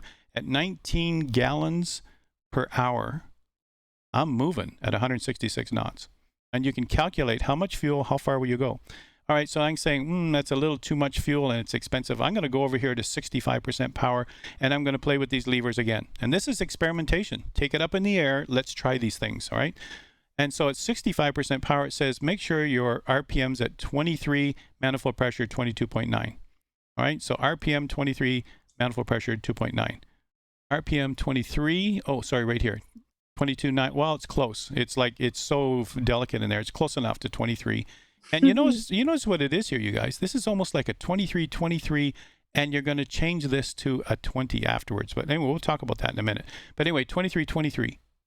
All right, 23, 23. And I should be able to get 154 knots out of that. And you notice that my gallons per hour is now down to 16.8 instead of 19.1. So that alone, it looks like a fine-tuned thing. Is like, what's a few gallons in the sim? Who cares, right? But in real life, is like, that's going to cost you at 75% more than it's going to cost you at 65%. Now you can say, well, I'm a miser, I got to save even more money. I'm going to go down to a 55% power. And I'm going to travel at 141 knots because I love flying and I don't have to get there in a hurry. And I'm going to save a lot of money. So you notice in here it says 21 and 22.6. All right. And so 21 and 22.6, I'm down to 14 gallons an hour and I'm at 140 knots. I'm happy with that. All right. Unless I'm in a hurry. So I've just saved some more money. I've actually been easier on the engine. I mean, there's all these other reasons, right? So, and it's all about the better pilot you are, the more money you save. Yeah. See, if you know this stuff, you can save money and use that money for more lessons. I'm just kidding. Nice. All right. So with that thought in mind, and this is pulling it all together. This is the three levers and what you're going to do with them. All right. And this is all according to what power setting do you want? You might say, every time I fly, I'm always 65% power. That's what I do. All right. And then you'll never have to memorize anything else. But as you see, look at this. As we get higher in altitude, these numbers change. Now, the nice thing is the first number doesn't change in each one of these. So 25 at 75% power, 23 at 65% power, 21 at 55% power. So that's so easy. I don't have to memorize all this stuff. It's just I've noticed that as you get higher, your MP changes. As you get higher here, your MP decreases. As you get higher here, your MP decreases. Yeah. And you notice that, well, this one says 18.3, 18.4, 18.5. Look at how close they are to each other. So taking all this data and saying, I don't know how to memorize all this stuff, just simply remember that the higher you go, the less your MP will be. And they're all similar numbers for the MP. The higher you go, the RPM stays the same. The higher you go here, it's just the MP changes. The RPM stays the same, MP changes. RPM stays the same, MP changes. So after a while, it'll start to come to you. I mean, we should always have this for reference, but we will play with that as we go along. And that's what we're going to do up in there. We're gonna make that all happen. All right. So one last thing I had to add in, because this plane has cowl flaps, and this is a question that happens all the time in my online lessons. People are saying, "What are cowl flaps?" And they're confusing it with the fact that we have flaps, wing flaps. All right. They are flaps that hang out from the airplane. Here's a flap right here. There's a cowl flap. But this is actually the cowling of the engine. The cowling means the covering of the engine. So you could call it the engine covering flaps, if you want to call them that. That's what they are. All right. And they're actually, this is an air-cooled engine. I'm going to show you what this looks like with another attempt at a diagram that I made. All right. But here you can see it's in the open position. And you can see the flap is open. That's important. That's all it does. This is a mechanical thing. You put it up or you put it down, and it opens or closes the cowl flap. And there's a recommended setting. We're going to summarize that. Here it is in the closed position. So I've pushed that lever all the way up, and there it is closed. Good. It's simple, all right? Now here's what it actually does, you guys. Here's my attempt at making a diagram here. So here we see air coming in. Now, right now we're on the tarmac, so not a lot of air is coming in. And that air is circulating around the engine. It's an air-cooled engine. And that air becomes warmer and it goes out the cowl flaps. Now, if those cowl flaps are closed, that trapped air, I use the word trapped, that trapped air just gets warmer and warmer.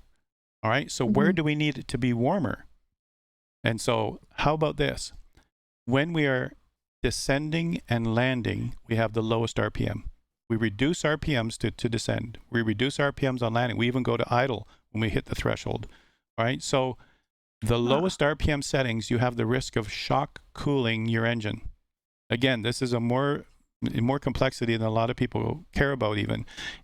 So we always worry about that. Even in an off-airport landing that we've done before, we've actually just pulled the throttle and said, okay, we're going to simulate your engine has failed. They never cut the engine in real life. They just pull back the throttle, and now your engine's idling while you're descending down to land in a farmer's field. Well, they will tell you every 500 feet, you give it more throttle to warm up the engine and bring it back again. In real life, you can't give it more throttle because your engine quit. But the point is, you don't want to shock cool your engine all the way down just because you're practicing an off-airport landing. So here, we have the same thing we can do now. If we are descending or landing, we're going to be less than full power. We can close the cowl flaps and let that warm air keep the engine warm. That's all it is, you guys. It's taking care of your engine so it doesn't fail on you, right? That's the idea behind it, right? Okay, so you can see right here in the cruise setting, it says keep it closed too. So when do we open them? Just in descending and landing. So we have to think about that. We're about to descend. Oh yeah, cowl flaps. All right, we got to close them. Wait, we close them for. We close them to keep. Is that what you just said? Yep, we keep them closed wherever my diagram is here. I have one for closed, one for open. Somewhere. Right there. Okay. We close them to descend and land because our RPMs are low. That's a good way to remember it, right? RPMs are low. The engine could shock cool if we let all that air keep flowing. So we close the cowl flaps and let it warm up more. All right? Yeah. As per the 152, think of it like the carb heat. Carb heat. Carb heat on when you're coming down. Nice. And this one, it's the other way around. You close them when you're coming down. Cool. So, all right, now it's different. It's different mechanically in what it actually does, but similar concept. So now I want to ask Jane and Andrew, what do you think of this diagram? That took me forever. This is actually the Bonanza. This is the Bonanza we're flying, and then I sort of superimpose stuff on top of it. You know what? Nice. In this diagram, I just realized you can see the pitch of the propeller right here. And that propeller can turn with your blue lever. That's really cool right there. You can see the edge of it, sort of. I should have had a better picture of that. That's pretty cool. All right, so to finish up now, just think about there are some airplanes in our sim that don't have this complexity. There's only one lever, and that's throttle. Is it? That's all we do. We don't even have a red lever anymore, like the Icon A5. The Icon A5 has what is called, this is a very advanced plane, you guys. Cute little sports plane. I saw lots of those when I was in Florida. The Icon A5 has a single lever engine control, and this is called a FADEC system. That's how they call it. Oh yeah, we got FADEC. You know, now we can speak engine, you guys. We have a FADEC system. All right, and what that means, full authority digital engine control. It figures everything out for us. We just say we want to go faster, we want to go slower. Look how easy that is. Now this was reserved for diesel, fuel injected. I mean, there was all kinds of more complex planes this was reserved for. Now we're seeing it show up more and more on piston airplanes and GA airplanes, so that's pretty cool. Yeah. It'll balance all these things we just talked about. So let it do it. Trust the computer. Yeah. Yeah. And Jazzy, we'll hop in the sim soon. We'll see what we'll test it out. We're going to test it. Yeah, we're jumping in right now. So the last thing to do is the cockpit orientation of the plane you're about to fly. All right. And things that you need to know, everybody. Where's the fuel tank selector switch? Well, I've showed that to you already. Where are the gear, flaps, landing light switch? These are all things we need in all phases of flight. Where's the fuel pump switch? I mean, I don't know. Boy. It was over there in the other plane. Well, it's over here now, right? So we got to just figure out where is everything. That's really what's key, all right? And we do that by sitting in the airplane. So here's the first picture. We're going to go right now and sit in the airplane. But I just wanted to point out, flaps over here on the right, levers in the middle. Cowl flaps are actually down below here. And then we see over here landing gear. and the switches we need to worry about. Wow. And then we already saw the, so I mean, this is why it takes more study, everybody, because we got more things to think about now. The gear switch. You know how many landings in real life? I could finally yell gear up. You can yell gear up, yes. And you notice there's 3 green lights? 3 green lights. All right, what are 3 green lights for? That's an interesting point. Gear down and locked. Is that what it says? Yeah, it says gear down and locked. So that's telling you 3 in the green. You're going to hear this from an air traffic controller. Oh, cool. Okay. As you're coming in, they'll clear you to land. They might even say, check 3 in the green. Huh. So there we go. Awesome. All right, so questions when before it's departure. up, it's not. It's just off. You don't see those lights at all. Well, there is a transition light there too. Transition light. Cool. Yeah. So what's that? Let's just look back here. In transition. Ooh. So, you know, it's like, it depends on how they've made it, but, you know, check 3 in the green is like, how do you know the gear is up or down? You can't see under your plane. So, you know, we had that scenario with a Spitfire once in a certain air show on your channel, Jane, if you'll remember. A certain Spitfire only had 1 gear that went up. The other gear was still down. Whoops. And we had fire trucks come out with water. Do you remember that? Oh, a long time that ago, was so right? Fun. It was so much fun. So retractable gear, manifold pressure, RPMs, mixture, gas tank selector. Holy moly. Now we need some way of doing this properly. All right, let's head to the plane. Any questions that happen in chat? Because I haven't been watching chat. I'm just focusing on what we needed to know and trying to keep it within an hour for the lecture. Yeah, no questions, but some horrible comments. Horrible comments. You say right, horrible, Rad. Rad, are you? Is Rad doing it again? Yeah. So do not confuse landing gear switch with flap switch. So what I was saying, you guys, just so you know, in real life, some pilots have had a gear up landing. So they landed on the belly of their airplane by accident. They forgot gear down. They didn't use their checklist, right? If you use your checklist every time, then you should remember that landing gear, what position do you need? The real confusion is in float planes, amphibious float planes, because you could have gear up for water landing, gear down for runway landing, and you might confuse the two because you might be tired after a long journey and you're doing a gear up float plane landing or a gear down in the water. If you're in one of the 172s with floats in the sim, you don't have to worry about that because they start yelling at you when you get 500 feet off the water. Oh, does it? It says gear down. Gear up for water landing. Or gear up for water landing. Oh, I see. It really does say that. Nice. Yep. Yeah, we need those kind of reminders. That's the one time when nagging works, right? So pre-flight inspection. Yeah. So Jane, if you remember in the 172, we stepped out of the pilot side on the left and we walked around in a counterclockwise just because we get out on the left. In this plane, not anymore, huh? In this plane, we get out on the right. It's the only door available on the right. Right. So now we walk around this way. This is right out of the POH, you guys. And some CFIs will teach a different way or a better way, but this is the recommended manufacturer's way to do this. Now, we're not going to spend all the time in this short session doing all of this, but I'm going to take a camera around just to show people the plane, but we're not going to dwell on every little thing, and we're not going to take fuel from the wings. But there's one place to get fuel right near the body of the plane, right here underneath the wing, and there's another one over here, and one more below the engine over here. All right. Normally, you would take those 3 samples to make sure that you don't have water or contaminants in your fuel. And so, again, we can't do that in the sim, but that's what you would do with the fuel tester.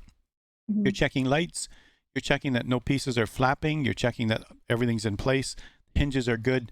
The connecting pieces that actually move the trim and move the elevator are good. Ailerons are good. Flaps are good. And this, you're really just doing a walk around. Every pilot does this every time. If they're not doing it and you're a passenger. Where's the fuel tanks? Oh, and this again? The fuel to test it? Yeah. They're underneath each wing, underneath the actual fuel tank. So we got a fuel tank right here, right near the body, and we got a fuel tank right here near the body. All right, and we can, underneath you would see a place to push your fuel tester like you did on the real 172, Jane. Yeah. You'd push that fuel tester, it would pull fuel into this tester, and you could check it. You could do the same. Bring coveralls. Yep, yeah. Underneath, yeah. I get it. Get down. Yeah, we're looking from the top down. Lie down. Yeah, lie down. I mean, it's a good point, Jane, that you're making. In the high wing, you were standing there, and we have a picture of that, right? You were standing there, pushing it up and getting the fuel sample. Now it's a low wing. Now we have to get under that low wing? Is there, you know, how do you do that? In the, you know, snow and slush and all. I've done it. Yeah, you don't dress in your best clothes to go fly a plane sometimes. Depends, right? All right, so let's go take a look now. Let's go fly. What do you think, Jane? Okay, Finally. let's do it. Now that was a lot of information, you guys. Some of you might have to go back to the VOD and slow it down because I Yeah, had to, we'll you know, there is a lot. try I it knew out. there would be a lot, and I had to balance what goes into that thing. definitely. But that's all right. I'm going to Let's pull up go the fly. checklist here because That we're says starting that- cold and dark. We're That starting. says the Piper Seneca has 10 fuel strainer positions. Yeah. Gosh. So this one only has That's a 3, lot. but yeah, in other planes, look at the plane. Is it the what's the twin you were just flying recently, Andrew? Was it the 310R? Yeah. It doesn't have wing tanks. It's got fuel filler caps on the top of them. It's got to have Yeah, sumps it's- underneath the too, main right? the main tanks are the wing tips, and the aux tanks are actually the wing. Are So? actually wing tip tanks are the main tanks, and the aux tanks are actually in the wings. Okay. So Jane, Um, I'm going to take everyone outside the plane just for a second. Sure. I'm just looking at our time here. We're going to have to watch our time. I know that was a long lecture, you guys, and I'm sorry, but there's a lot to cover here. I just want to have a quick look outside. We're not going to do a thorough walk around. We're just going to give everybody an idea what the plane looks like. The first thing I want to point out is the cowl flaps right here, right underneath the plane. Look at that, right near the exhaust. Now, it's not the exhaust pipe. That's from the engine. But it's this flap right here. When you move the lever, it moves that flap, and there's another one on the other side of the landing gear. All right. And actually, I'm going to give you control. I wonder if this will work. Great. While I'm looking at the plane from here, I will try to. let's see if I can give you control. You have control. Okay, I have control. So I'm going to try to open the cow flaps. It does work. Look at that. Aha. So we're Great. connected together with your controls. I can actually go out with a drone camera and look at what's happening while she manages the flap, the levers inside. And you'll see the same thing on the other side too. Awesome. Excuse me while I move around real quickly Single here. coil is saying the new 172s have 13 fuel inspections. Oh my gosh. No, 13. There was actually, I was on one that had like 4 on one wing. It's like, oh, Yeah. Okay, try it once more, Jane. Just see it on this Sure side of the thing. plane, right? There it is. Cool. All right, now the next thing, you guys, is retractable landing gear. You'll see those are the coverings that will close afterwards. Mhm. And I won't demonstrate that one. yeah, well, let's hold off on that one. Now there is a squat switch, they call it, which means it feels the pressure of the weight of the plane on the tarmac, so it won't let I that. wouldn't let you. It won't let it anyway. retract. When they That'd be test these funny. things, they jack them up in the middle of the plane, and then they can test the landing gear, right? All right, so we've had a look under Yeah. there. Actually, you'd probably be able to find right there is where you pull the fuel. Right there, probably. I'm nice, I saying see. probably. It's a little Probably. blurry, but that's probably it right there. I don't see any other Yeah. opening. But anyway, Yeah. that's, we get the idea. All right, so what else are we looking at? As I mentioned, we'd start out here. You can see that the wing has an area where you can step on. It's a non-slip area that you can step on. This is the only door here for the pilots, and this is the only door for the passengers right here. Oops, Yeah. right here where the handle is. So both of them, all the pilots and passengers have to come out this side and come down the wing and off the wing, right? Mhm. And there's a step there to help them so that they don't wreck the wing. I mean, this is actually a Well, flap. You shouldn't actually, step on the Howard, flap. there is a door for the passengers. Yeah, there Second is. window back, like there's There's a the handle. window by the pilot Oh, door. there is. I see that. Then there's Yep. another window, and then the third window back is actually a passenger door. Yeah, so that's how they get in. They don't come through Okay. the pilot area. So you would be looking at all the things that we did in the 172. So I'm not going to go through it here right now, but we would do the same things. Move the actual rudder, look at the hinges, look at all the linkages, make sure everything's good. Same with the flaps. We'd wiggle them and look at the linkage, make sure the hinges are good. And we'd walk our way around. We'd actually lift the aileron and see it move. We'd check the lights. We'd make sure everything is fine. And I'm going really fast, but we'd also take a look. Here's where the air comes in, right here. I can't really look at it from here. Let's go up to here. The air would come in the front like that. We always check for, if birds or any nests are in there. There's where that air comes in we were talking about. And we looked at the cowl flap where it comes out at the bottom. All right, and it's an air-cooled engine, 300 horsepower. Here is the anti-ice or de-ice. I mean, what's the difference between the two, you guys? On the propeller, do you see this right here? This is the de-ice on the propeller. If the propeller has ice buildup, this thing will get rid of it. Now, there's two different kinds. I'll have to go look at this one and see if it's an electrical heating element or if it's actually expanded rubber. I'm guessing it's a heating element, so you don't change it. And there's actually the pitch right now. If I can actually get that close enough. I'm sorry, I can't slow it down, but the pitch right now, that's close anyway. You notice it's almost vertical, very fine pitch.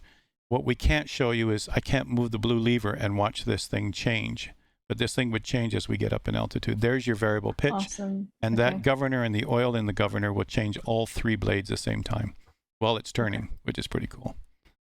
All right, so inside the plane, if I can just sort of pop in here and just let you guys see that the lap of luxury inside this plane. Look. Isn't that nice? 4 seats facing each other. There's your passengers with 4. Much more room, huh? And there's your 2 pilots up front. All right. That's what we've got, Jayne. All right. So let's pop back out again and let's get going with this plane. All right.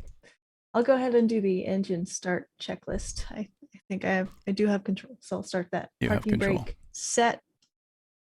Battery 1 and 2 on. Alternator 1 and 2 on. I'm learning this as I go. Beacon on. Beacon, let's see, where's that one? It's down here, I think. All right, so there's the checklist. You guys can follow along. Beacon. You should have the student kit, ! Student, so that we Fuel can see. Selector, fullest tank. We can see what Jayne's doing. Tanks on both, right? Yeah, it's there's on no left both. tank Yeah, right now. now we have to think about this. And she's All right, got we're it starting on left tank. All right, she's starting on the left tank. Good. Mixture full rich, yes. Throttle says, oh, sorry. Now, this will be interesting, I Jayne. skipped a couple here. Sorry. But it does say selector, cow throttle flaps, open. So open those. Okay. So she's down here. Propeller, full forward. Yes. Mixture, full forward. Throttle, full open. Right. There's the interesting What? part. Now, just so you know, it's because you're going to turn on the fuel pump while it's full open. And then when you turn off the fuel pump, you'll pull it back to I see. a starting Okay, position. so we'll do that then. Full open. Full open. And then we're going to start. Fuel pump. Okay, let me for hold 3 on a second. I seconds. just want to let people see this. All right, there's the switches. Here's the fuel pump right here. Jayne has just turned that on. You'd normally hear that, but I guess I hear it.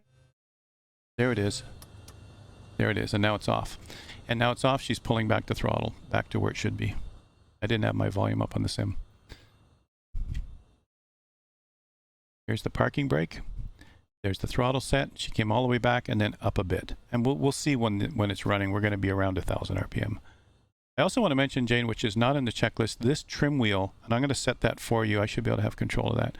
I'm going to set that for 3 degrees up. That's a normal takeoff for this plane. Right about there.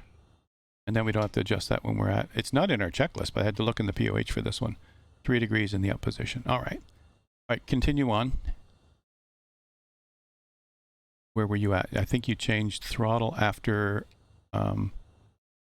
It's about ready to. The next step is start. Next step is start. Okay, go ahead, Jayne. Yeah, technical Yeater's talking about the go-around button. Everybody wants to know about that. We'll do it next lesson, you guys. Single Cole mentioned it earlier in chat too, what it does. So, all right, Jayne, are you still with us? Did we lose your sound, Jayne? Yeah, I think she lost her sound. Yep. Okay, I should be back now. You're Sorry. back. That's great. You're no back. worries.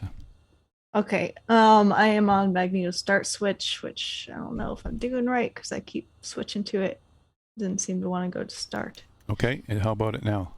Because I've got the alpha yoke, which might be overriding. Okay, oh, there it There we goes. go. Did you do that? No, I think you did that. Oh, I did it. 'Cause you're in control. It just worked. All right. I just made sure And then my buttons were in the right position. Magneto goes back to both, which it is now. Avionics on. Okay. Now, so right here, you Okay. guys, avionics on is right here. She's just finished the whole startup procedure.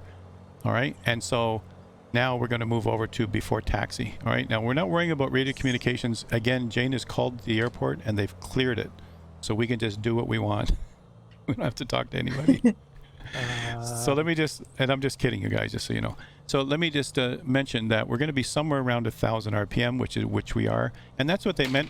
That's what they meant by setting the throttle. We pulled it all the way back and then forward a bit. In a push-pull kind of throttle, you can even use your finger.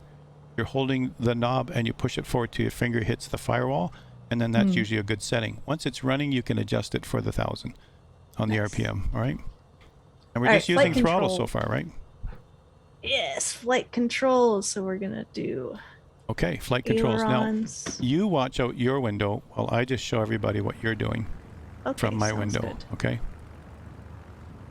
So right now, she's going to do all of the flight controls. So she's going to make sure All right. the ailerons are up and down, which she just did. Ailerons, Good. and then She's got pitching, elevator, that's working. elevator, rudder. There's the rudder, good. Flight controls are free. Is there we'll anything do else we the, needed? Let's do flaps, I guess. Yeah. See Now, if those typically, you work. guys, we would have had flaps down Oh, for we the would've walk done that, around, and then we would have yeah, brought them true. up for the actual startup, right? So let's pretend they were down. All right, Yeah. now they're down. So Yeah. make sure that works. And I would say bring them back up. Yeah, that's a good way to go. What I do is when I'm doing the flaps like that, I'm also checking the ammeter just to make sure. So over Cool. here, if you want to just hit the flap switch, I'm just pointing out Sure. to those in chat. Watch right here. She hits the flaps, and they actually saw more current being drawn right there. See? Nice. Okay. And so that's one way to test. You can also turn on anything that has a heater, pitot heat and carb heat and whatever. Anything that has a heater can help with that load to see if you can load it up before you get into the air, right? Okay, back to your checklist. In the older planes, you could just turn the landing lights on. That too, landing lights, yeah, because that used to draw a lot of power. Oh yeah. Jane, can I show everybody one thing? I know I don't want to Yes. distract from. We got to make sure we do this in time. We might not get too far away. Can you turn on landing light and then taxi light? Let everybody see what that looks like. That. Okay, I'm going to turn on landing lights. There we go. There's the landing lights, like a high beam. Everybody goes way I'm down the gonna runway. Taxi. Okay. There's the taxi light. You notice it doesn't look like much here, but if you look down here at the ground, it actually Wow, shows. that's the landing. It shows the ground. Yeah, let's turn the landing light off. I'm blinded. Just a minute here. I got my sunglasses here. Okay. Oh yeah, you turned it off. All right, we're good. Where's the taxi light on this? So the taxi light will point down more toward the ground, and I the see. landing light goes way ahead, much brighter. And nowadays they're all LED, so they don't draw Yeah. a lot of power. But I wanted to show that to everybody. All right, it says altimeter Q and H. Right. So what we're set. doing is What does that we're mean? just going to set it Okay. right now. We're going to say that ATIS told us it was 29, 9, or 8. That's what I got on Oh, mine. that's So what it means. Okay. yeah, we're going to say that's what it is. Okay. For sake of time, everybody, what we're going to do now is I'm going to do the run up Okay. really quickly, just so people know it's exactly what we do on the 172. We're just going to check both magnetos at a higher RPM. We're going to face into wind first. All right. So let's go take a look now how to do that. Jane, I have control. Okay. After I say that, I don't know where the button is to change it. Oh, there it is. Take control. All right, I have control. So I'm going to just turn the plane over to, right now we're going to be taking off on runway 16 left. So we got to face into wind. All right, so Jane, I have control right now. I'm taking the plane around to turn it into wind. Okay. All right, so I'm just going to do this on a wide turn like this and turn it into wind. So I want it to be the same as, hey, someone else is flying with us today. I want it to be the same as when I'm on the runway. So right about there. So I'm facing into wind the same way that it would happen on the runway, right? Yeah. And so now I want to take this up to 1700. So I'm going to be focusing more on this screen here. I'm going to set the parking brake, and I'm just going to focus on this and see what happens. All right. So I'm going to take it up to 17, which is in our checklist. It's actually in the POH, you guys, but it's not on our checklist. 1700, somewhere around the start of that green, I think, is on this plane. Somewhere around there. All right, and so now at 1700, somewhere around there, it's going to flip around a bit. I just want it to settle somewhere around there. Okay. All right, now from there, I just want it to settle because you can't have it when it's flipping. That's with both magnetos. I want you to notice the fuel flow is 5.4, and we're at 40. All right, I'm just going to change over to the left magneto. And with the left magneto now, I've only dropped, well, it's slowly dropping like maybe even 40. All right, and bring it back to both. Let it settle. There at 1700. Now I go over to right, and it'll drop about the same amount. It'll get there, and then back to right. All right, now the difference between the two is just like in a 172, everybody. It's 150. Cannot be more than 150 between the two. And it wasn't. It was only 50 per, and the difference between them was only about 10. So we're good. And that's the normal thing we do on a 172. So that part's fine. The next part would be the alternator load. We did that. The next one in the checklist is also the blue lever. So right now, I wish I had my camera to show you the blue lever. I'm going to move the blue lever like this right here. There's the blue lever. Let's see if I can do this, Jane. I'm going to move the blue lever, and we're looking for 200 to 300 difference in the RPM. All right, so moving the blue lever, look down there. Yep, there's 600, there's 500. Okay, so that's working. I also do a check, which I don't see in there, in making sure that my mixture works too. I'm going to pull my mixture back. It's increasing a bit, but it starts to go down real fast right here. Look, and it can even cut the engine as I pull back more. See that? Yeah. All right, so we're good. So all the levers are working. That's our run up. That's what we're doing for now, you guys. All right, from here, Jane, I'm going to give you control. Okay. Great. I keep losing my screen for that. I need another monitor. So, Jane, you have control. I have control. Okay. Now, our takeoff runway is 16 left. But I'd like you to...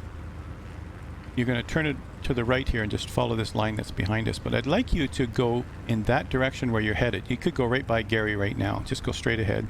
And then turn right after Gary. You see on my screen?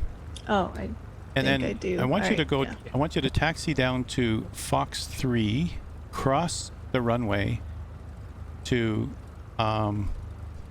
Golf 3, and then I want you to travel Golf up to 16 left. It's actually Golf 1. Okay. So the taxi to instructions would be Fox 3 to Golf 3. right on. Taxi instructions would be taxi Fox to Fox 3, cross the runway to Golf 3, Golf to Golf 1, hold short 16 left. Okay. Taxi via Fox 3 to Golf 3, Golf to Golf 1, hold short 16 left.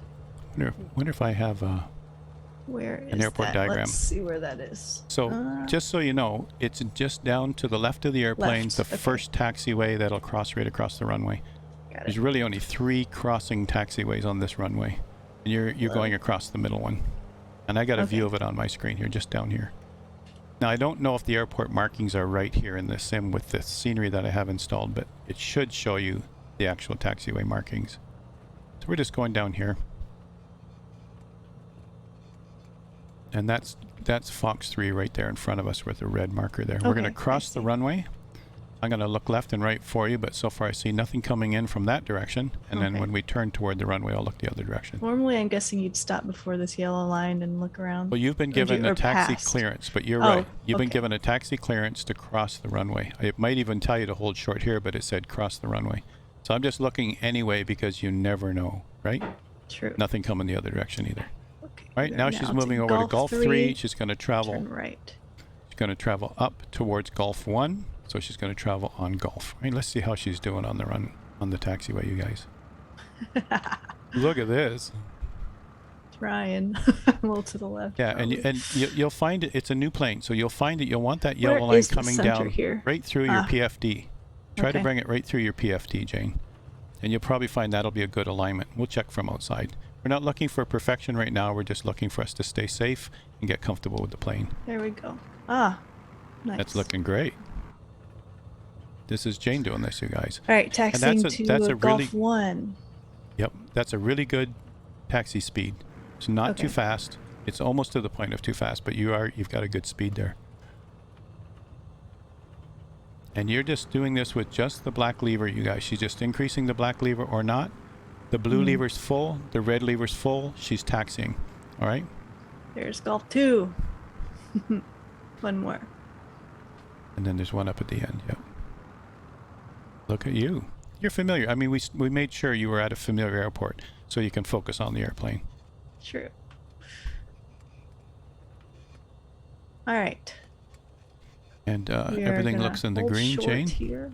And Awesome. we'll just treat it like an uncontrolled airport.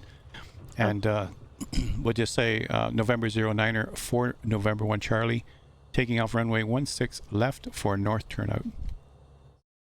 As simple as that. And then we just say left plane for traffic, north right? Turnout. Yeah. Yeah, so November 1 we're doing it's really a left turnout, but we're heading north. All right, we're going to be heading north up to Arlington. I'm not sure we'll get all the way there in the amount of time we have, Jane. So Well, we might turn around before we'll we do get what to Arlington and we'll come back. do Yeah. here. Now this is At least calm we'll play winds. around with the levers. I see Rad's comment there, you guys. We're at calm winds right now, so she doesn't have to do aileron control while she's on the ground. We did talk about it on previous. Okay. So Okay. you guys, that's Did we do it on intentional the in the lesson. 152 or the 172? Let me But get we this did do straightened it. out here. The calm days are the best to go flying because she doesn't have to focus on aileron movements while she's taxiing. Right now I want her to get comfortable with the airplane. So in a future lesson, we're going to get back into what do you do with the aileron when you got crosswinds and all the rest, right? We'll do more complex things as we go along. Okay, Jane. Okay, so checklist. Okay, on the checklist, what are we doing? We are looking at, oh, here it is. Before takeoff. Now, this is important. You notice on my checklist, Jane, I've changed this. I added 2 things at the bottom here that they didn't have. Okay. Yeah. Transponder to alt and strobes on. We don't put strobes on while we're taxiing around. It could blind other airplanes or workers. So we don't put strobes on until we're probably back at that hold short though, right? At the hold short, it's time, transponder, and talk. Okay, got it. So, you know, we did the talk part. The time, we would note the time, but the transponder has to go to alt, all right? And to do that, we would come here. Okay, And the, I did it. You did it. It's on. Your downloaded version, Howard, does have Strobes on. strobes on. Does have strobes on. Right Before takeoff, it's before the third takeoff. one on. Yeah, the before strobes are takeoff. on there. Okay, so strobes are there. Good. Oh, yes, I Yep. already Okay. have Super. strobes on. Got it. Okay. Before Yeah, takeoff. Oh yeah, fuel. right there. Okay, so I only needed to add transponder. Lights. Okay, sorry. Yep. Before did the takeoff, same thing. landing lights on. I did the same thing down here. Interesting. After landing taxi, transponder on standby because it wasn't there before, you guys. So you might want to add that to your own, everybody in chat. Right? Okay. And we'll fine tune this checklist as we go along. All right, Cow so flaps sorry. open. Yep. Cow flaps. Trim is set to, what did we set it to? 3? You said it's usually, Yep, it's usually 3 up or 3 up. It says U on there, yep. okay. Now that's from the POH, it's not here. Mine says 12%, so I'm just going to switch that a little bit. The in-sim checklist has transponder on it. Oh, good. Oh, good. Great. Good. Okay. All right, now Mix- she's also checking. Prop full forward. Got it? Yeah. Mixture full rich. Flaps. Normal takeoff at 0. We're good there. So, They're all the way up. That's good. yeah, we're going to rotate at 73 and climb between 84 and 100. Okay. All right, so that's a good thing. You know what you're climbing at. Let's just come back out the normal window here. And Yeah. I'm going to pull back a bit so people can read this. You focus out the window and at your speeds and whatever view works for you, but I'm going to be showing those in chat what this looks like on here. Okay. Right? Sounds good. That's a I'm gonna good go view there, I think. Full throttle then. So while she's doing that, you guys in chat, I just want to point out it says G, Y, X, and R. Those 4 speeds will come up on the ticker tape or come down on the ticker tape. And here it's got rotate coming up right about now. Rotating. And there you can see the nose starting to come up. And she's aiming for what speed? Do you remember? Between 84 and 100. 84 and Pending. 100. Okay. And now 84 would be best climb, but she wants to actually do Yeah. best rate. So she's going to aim Gear for up. VY. Gear up. You can finally say that. Look, it's great. And if you take a look at the plane, the gear is going to be up soon. Did you hit the gear switch? I did. I Okay. think you have to hit your own. I probably had to hit my own gear switch. There we go. Okay. Gear is I'm up, gonna yeah. go north. It's because I Yes. have the Bravo throttle quadrant and it's overriding what she has. All right. So we're just looking at speeds for now. We weren't looking out the window. We're going to hope that you are looking out the window. And look, she's right around that right speed, you guys. It doesn't have to be exactly 100 knots. It depends. And she's turning. It's around 108. It was 98. It was, somewhere around the 100. She's doing well with that. And we're going to climb Okay. up to, let's say, for this flight, because we don't have a lot of time, we'll go to 4,000 because we're going to do some leaning at 4,000, right? Okay. Climb checklist. Landing lights off. Cow flaps as required. Mixture as required. Okay, thanks, Andrew. That's great. And you know how that helps a lot when one pilot helps the other pilot by reading the checklist. So you Yes. turned off you say that again, Andrew. You turned off the landing light. Lights off. Cow flaps and mixture both as Okay. required. Landing lights off. There it is. That was the landing light off. And then you said cow flaps and what else as required? Cow flaps and mixture as required. And mixture. Yeah. Now we won't need mixture yet. No. And we're not descending or going low RPM, so we don't need to close the cow flaps. Remember, we only use the cow flaps closed for descending and landing. All right. And then also, Jane's flying the plane, so we don't have to worry about looking out the window. But you can see here, we're going to use this after we get above 3,000, or specifically at 4,000. We're going to lean properly. Okay. And this I'm is full climbing to forward right now while we're 4,000. climbing, right? And we're heading north. Way to go, Jane. Good thing someone knows where we're headed. I had my head in the cockpit. It's like watching Heading everything north, so that chat can yes. see what's going on, right? We were approaching 4,000 here. Okay. And then we will Let me just see point what all out- these levers do. Yeah, and then I could take control at that point and just give you an Okay. idea. But we're going to do this, you guys. We're going to do a normal cruise, 23, 23, 20. All right, so 23, 23, 20. So let me just show what that looks like, and then I'll let you try it also. Okay. So I'm just going to bring it back to a normal view, heading right for that cloud. And All right, we're at 4,000 now. I'm going to go to your controls and say, I have control. You have control.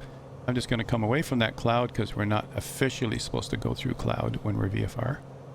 And I'm going to pull back first. I'm going to pull back my propeller blue lever. I want everybody to watch this right Blue here. RPM. Okay. So RPM, I'm taking it back to 2,300, somewhere Okay. around there. Around there, I'm sort of there. And now I'm going to take this lever and make it 23, and that's my throttle. I'm not even watching altitude, you guys, sorry. So right about there, maybe. Okay, I'm going to take this up to 23, just so that it's the same as what it says on our checklist. So I'm using the black lever to bring this up to 23. It's going to be right about there. No, it's right about there. There we go, 23. And then 2290, 2280. All right, we're not going to fine tune it today, but it's close. Okay. 23 it. something. Okay, close. All right, and what are we at for altitude 4,000? Now let's just do something real simple. We're heading up to Arlington area, but let me just do something real simple, Jane. Let's put autopilot on so we can focus on this right now. So Sure. I'm going to put autopilot on maybe 4,000. Let's go have a look here. Maybe not 6. You notice there's only one altitude lever right here. 4,100, that'll work. And let's use the heading indicator for the heading we have now. So I'm going to do autopilot, heading, and just hit the altitude. Yeah, it's going to already do it. Altitude at 4,100. We're good. So that'll help us fly the plane for the moment. We just have to look out the window now and then. Oops. And just make sure everything's fine. Nobody's around. Nobody's ahead of us. And now we can just go back and take a look inside. If I can get in there quickly. Okay. I'm looking at that. 4,000, 154. Okay. Where's the autopilot button on? Yep, we're there. I think we're there. Let's have a look. Autopilot, Alt, 4,100, heading. We're good. All right, so let me just do this. We don't stay with your head in left-hand there here. it panel. is. Yeah, Okay. left-hand panel on the MFD. Got it. Thank you. We don't stay with our head in here forever, you guys. All right, but for the sake of chat today and learning, we're going to do this. We've got Andrew in the back seat looking out for traffic for us, while Jane and I Thanks, focus Andrew. on leaning. All right. Now, if you Okay. remember in the checklist, we were saying for normal cruise, we would do 23, 23, and 20 lean of peak. So let's find out how to make that happen. We're going to hit engine. Okay. We're going to hit lean. And now we see the EGT, the actual temperature of each cylinder. We're only worried about the one that's the hottest. So now I'm going to use the red lever, everybody, Okay. to do this. And I'm going to do it once, and then I'm going to let you try it, Jane. I'm going to use this lever here, but I want everybody to see those numbers. All right, so I'm just going to move the red lever. I'm moving it back, pulling it back, pulling it back. Look at the temperature start to rise, pulling it back. There, it's starting to rise really drastically. Do you see that? Rising, rising, rising, and now it's falling. Does that show up Okay. on your screen? Yes. it Okay, good. does. So I it's think. these right here. Now let me just put it back to rich again. It's full rich right now. Temperature's here. I'm just going to bring that back slowly. Watch it rise until it stops rising. So I'm going to pull it back. It's rising. It's rising. It's stopped right about there. And if I keep going lean, it's lowering again. So I got to find the peak. The peak is right. I'm just moving the red lever around to find the peak. Right there is peak. If you want to look at the number, it's 1190. All right, now it says on the cruise control, it says that we would do normal cruise. We would lean it. It would be 20 degrees lean of peak. All right, so this is peak. We want to be 20 degrees less. So I'm just going to keep leaning it toward me. Just think about lean toward me. All right, I'm going to pull the lever back toward me until I see it go back to what's 20 degrees from 95. Be 75, right? So I'm going to come back till it says 75. That's all it takes at this altitude. I'm only at 4,000 right now. That's all it takes, somewhere around there. A simple Never little mind. thing like I'm that. watching you on the Twitch stream actually, because it doesn't show It up. doesn't on show mine, up on but yours, I'm right? But watching this so stream. now I'm 20 Yeah. degrees lean of the peak temperature that I could find at this. I'm at 23, 23, and 20 degrees lean. Now, if it changes, it's changing 5 at a time here, so it's not as accurate as it would be in the real plane. But so it's close enough. I'm 20 degrees lean of peak. They did say in the checklist, if you are at maximum cruise, I think it's 25, 25, and 23, something like that. Rich of peak. So it's like, ooh, we're going the other direction. So you just have to practice this, all right? So now I'm going to put this back to the way it was, Jane. As a matter of fact, I'm also going to make sure that we aren't too far away, like mountains, you know? Oh yeah, let's turn. Let's turn that heading. I'm going to just kill the autopilot, and we'll get out of here first, and yeah. we'll head back toward Payne. But Okay. and then in the meantime, I want you to set the cruise, all right? Okay, So let me just get I'm back trying to understand now when we're looking at this. I'm trying to understand lean and peak and stuff. I'm looking at the 1, 2, 3, 4, 5, 6 EGT. Right. I'm not exactly sure what I'm looking at Okay, still. so Those are the cylinder head temperatures for each cylinder. yeah, That's actually, just- it's the exhaust okay. gas temperature of each cylinder, all right? Because there is a Okay. CHT below that. So Andrew's Oh. right. Yeah. The one below it is CHT. Let's see where we are right now. I want to be Yes. pretty much the opposite of what we were.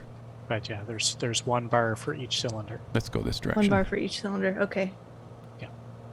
Because this is a thick cylinder as opposed to the 152 and the 172, which are Let's 4s. take this to there. And yeah, that should work. Okay, we'll be fine with that. Okay. All right, so now we can concentrate again. So now I'm going to let you do this. I'm going to put it back to full rich. Okay. And you notice, wow, look at that temperature drop. I'm going to put throttle up to full, propeller up to full, and I want you to set this for normal cruise. 23, 23, and 20 lean of peak. Let's see you try it. Don't worry if you make a mistake. We're just learning. Andrew's watching out the window in our VFR. So what we want to do first, Jane, is set your propeller RPM first. Now, if that's not showing up on your screen, I better give you control and see if that's going to work for you. I guess, yeah. you Maybe should that's do what that. it is. Okay. Let's So do that. you have control. I have control. Oh, I think, is my autopilot working? Let me check that first. Are you climbing? Or are you good? It's just settling in at level on Okay, great. 4100. Yeah, it's No, it's working. coming up to 4000. It's still climbing a little. All right, so we'll A let little that happen, Okay. but we're just gonna work with these numbers here. So want- we're I gonna want start you with to the try it blue once, right? lever. So the blue lever, bring it to 2300, Okay. and then the black lever to 23. It's easy to Single remember, coil- isn't it? Yeah. Single Coil made a comment in chat. It says when reducing power, do manifold pressure first, then RPM, and do it the opposite direction when you're increasing power. Oh, okay. Okay, in so this case, we're inside out, decreasing outside power, in. so we do manifold Outside in. pressure and then RPM. Yeah, inside out, outside in. So think of inside as toward you. So you want to use that lever first. Inside to Okay. out, further away from you.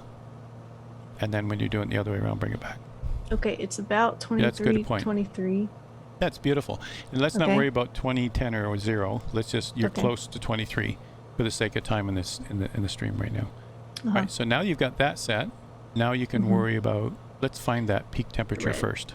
Got it. Peak temperature. So which lever are you using, Jane? The red one. Okay. Let's do it like that. Hey, actually we can see both there. Oh, she's bringing the red one back. And we're seeing temperature here has increased. It's increasing some more. You see these are going up. They're going up further. We're at 1165. Okay. She's pulling I it back can't- more. You can see it at the bottom of the screen, you guys. She's pulling the lever back some more. So what am I looking for here? You're looking to make sure that the top of that stack of pancakes, you're looking for the top as the high as you can get it, or the number is the highest number you can get, okay? Okay, I have to look at. For some reason, it didn't show up on my plane, but I'll That's look too at the bad, Twitch because now there's a stream. delay for you to see it on the stream, right? It's too bad. So Let's see, where are we 1195, at right that's now? where I was. I'm going to say It's 11. I'm going to say you've reached the peak there. Now you want to Yeah. bring it back even further to lean it 20 degrees leaner. What would you do? Got it. Leaner is pulling back. Yep. So I pull And that's back about a 30 little bit. degrees leaner, but that's, yeah, that's about 30. too much. But yeah, little too much, but Okay. you know, it's a fine-tuned thing. You see how it's just nudging the lever to get it there, so you're in the right area. All right. And so now you've got the best setting for this airplane for Okay. cost, for fuel, for treating the airplane properly. And this is what you need to do on these planes, is that you treat them properly, right? So way to go, Jane. That's great. Do we know where we Cool. are? I think we're flying over restricted see. airspace right now. I honestly think Oh, we are. boy. Yeah, we are. Oh, we are. There's the military base. Okay. We're flying over restricted airspace, Well, you we guys. could turn left and try to land. if you Right want. down. I would say, yeah, I would say for now, Jane, I'm going to take it in. Let me just bring it back around. I'm going to let you land it, okay? Right Sure. now, this is the restricted airspace right here where the aircraft carrier is and the naval base is. We shouldn't be here. We should be further to the right, but that's okay, you guys, in the Okay. sim. And we're just going to take autopilot off. I think we're taking it. Sure. Oh, I don't have I'm gonna control. go ahead and give you control then. Yeah, it's like Okay. I just went to take All right. autopilot off and it didn't You work. have control. All right, I have control. And so now I'm just going to take it around. Wow, it really Woo! responded all of a sudden somehow. Oh my goodness. It's like, wow, I was doing a gradual and all of a sudden it said, okay then, I'll let go. So away we go. All right. Wow. So far, this, your controls has been working fine. So we're going to be heading in for landing, you guys. I'm going to take it down to 3,000. So all I'm doing is I'm descending. Okay. So I'm going to do full prop, full rich, and Prop, cowl flaps rich. closed. All right, Yeah. because I'm going to be descending. All right, so down here, cowl flaps now closed, Okay. and I've got my levers all forward. You can see them over here. And now I'll do my descent with just the throttle. Nice. Okay. And the engine will stay the right temperature. Now there's just off our wing here, wasn't a beautiful view? Just off our wing here, there is the NDB for pain right there. We used that before when we were using it with instruments. So we pretty much want to head over that peninsula on our way in to 16 right. That's where we're headed, all right? And I want to be pretty much around 3,000 feet, and I'm almost there. And so that's the idea behind it. There is something strange about my controls right now. I'm not sure what's going on, but it's not as responsive as it normally is. There's 31. Got to stay away from that cloud. And there's around 3,000, somewhere around there. All right, so I bring up some power.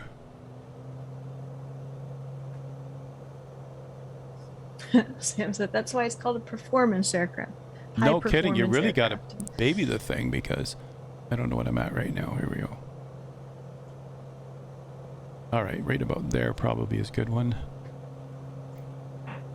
All right, we're back up to 140 something. So we're going to be going in somewhere around, I said somewhere around 3,000. There's our peninsula. The runway's back here. We're heading in there. I'm going to set it up straight for Jane, and then I'm going to let her take it from there. She's going to descend to the runway. We're quite a few miles Sure. out. I don't know exactly how far out, but that's the plan anyway. And I'll just slow it down a little bit for you. I'm going to put it at 17. Thanks. Full blue, full red. I'm going to put this back to the normal screen so we can check temperature and pressure. And everything we can do ahead of time, we should be doing. So I'm going to pull this back, slow it down a bit more for Jane. And I'm leaving the propeller lever alone. And the runway's in that way. Now we could have done the VOR. We could have set up for DME. We could have done many things. Landing but we know, lights we've been here before. We on. know that the runway's right there. All right, so Jane, you want to line Yep. that up. Sure. I'm going to give you control, and you can just adjust with throttle at this point. So Okay.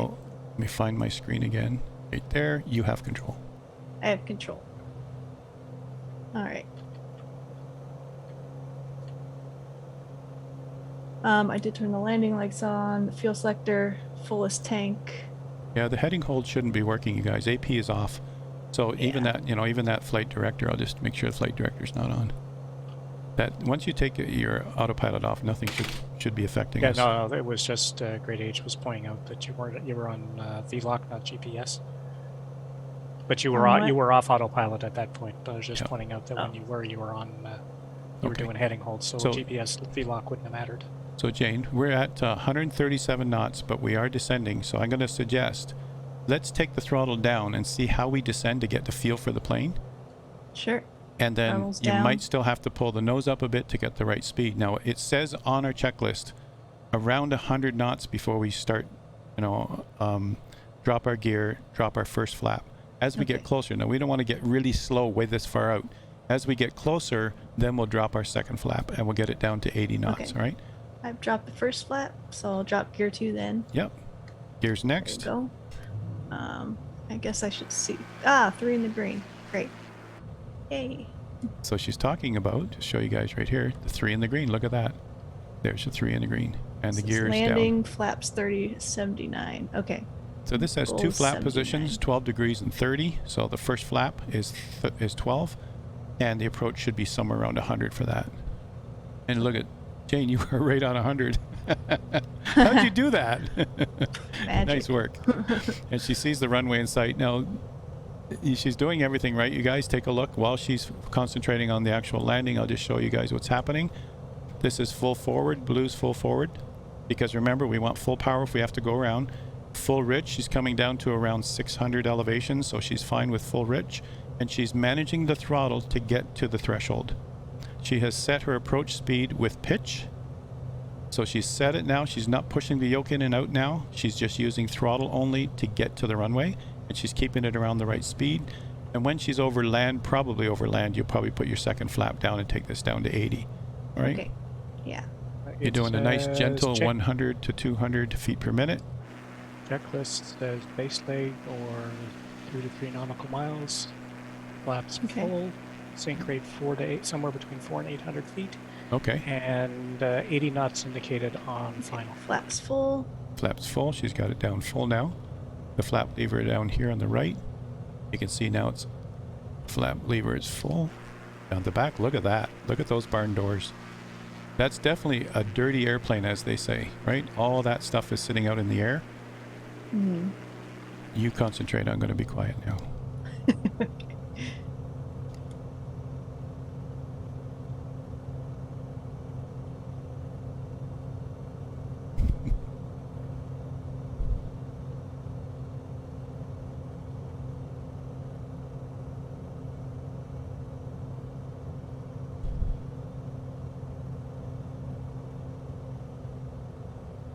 Pain traffic, November 09er, 4 November 1 Charlie. Landing on runway 16 right. Pain traffic. Uncontrolled airport today. Yes. Now, slightly high is recommended on this runway, you guys, for GA planes because we have a single engine. If she has a failure, she can still glide. Okay, just so you realize what Jane's doing. We're not following the VASI because we're not in an airliner. We're not with twin engines. You can easily lose altitude, but you can't easily gain it.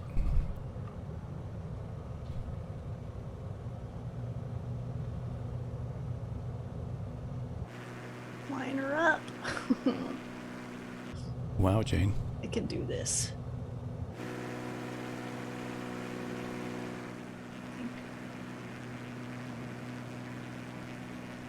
You concentrate on the landing. I'm just watching from the outside. 79. Oh, that's perfect. 79 knots. That is perfect. Look at your beautiful flare. And then don't forget to let the nose fall. Don't push it. That's good. You cut power over the threshold. Whoa, don't go Yeah, too your far rudder there. pedals are giving you grief, but you let the nose fall. You didn't push it. There we go. Now you're touching brakes. If you don't make the first turn off, don't push it too hard. Oh. Just go to the next one. Yep. Didn't make that one.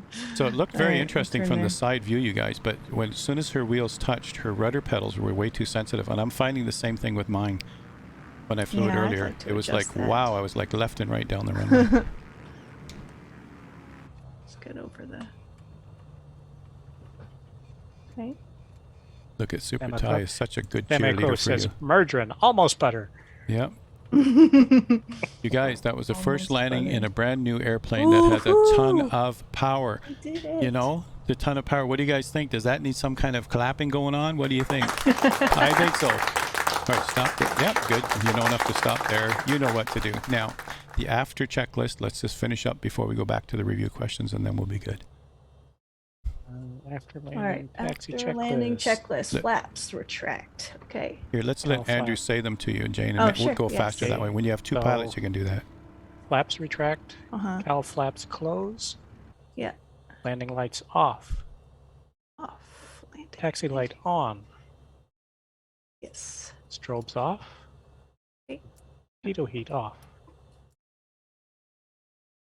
Which probably wasn't I on, don't know. so- Oh, there. Yeah. I didn't even. Yeah. Off. And that is the after landing Checklist complete. Oh, beautiful. Thanks, Andrew. Okay.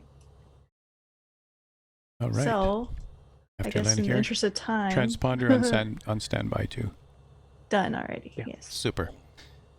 And then we're just going to go to parking. We would get clearance from ground, or we would announce if we're at an uncontrolled airport, and then away we would go from there. I'm just going to hold it from here and just say we've got to move on and finish up, okay?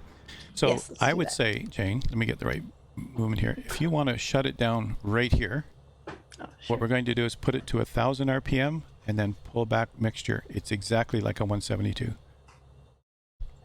I'm gonna set the parking brake. Parking brakes on, and take your lights off. take your throttle up to 1,000 RPM, and away we go. Yeah, you're doing it properly. She's doing the checklist, you guys. Right here. All right. Parking brake, throttle, lights, avionics 1,000. off, There you go. 1,000 RPM, and then idle cut off on the mixture. She's pulling the red lever all the way back. Beautiful. And then everything just goes off from there. Magnetos, alternator, battery. Yes. And everything should go cold and dark.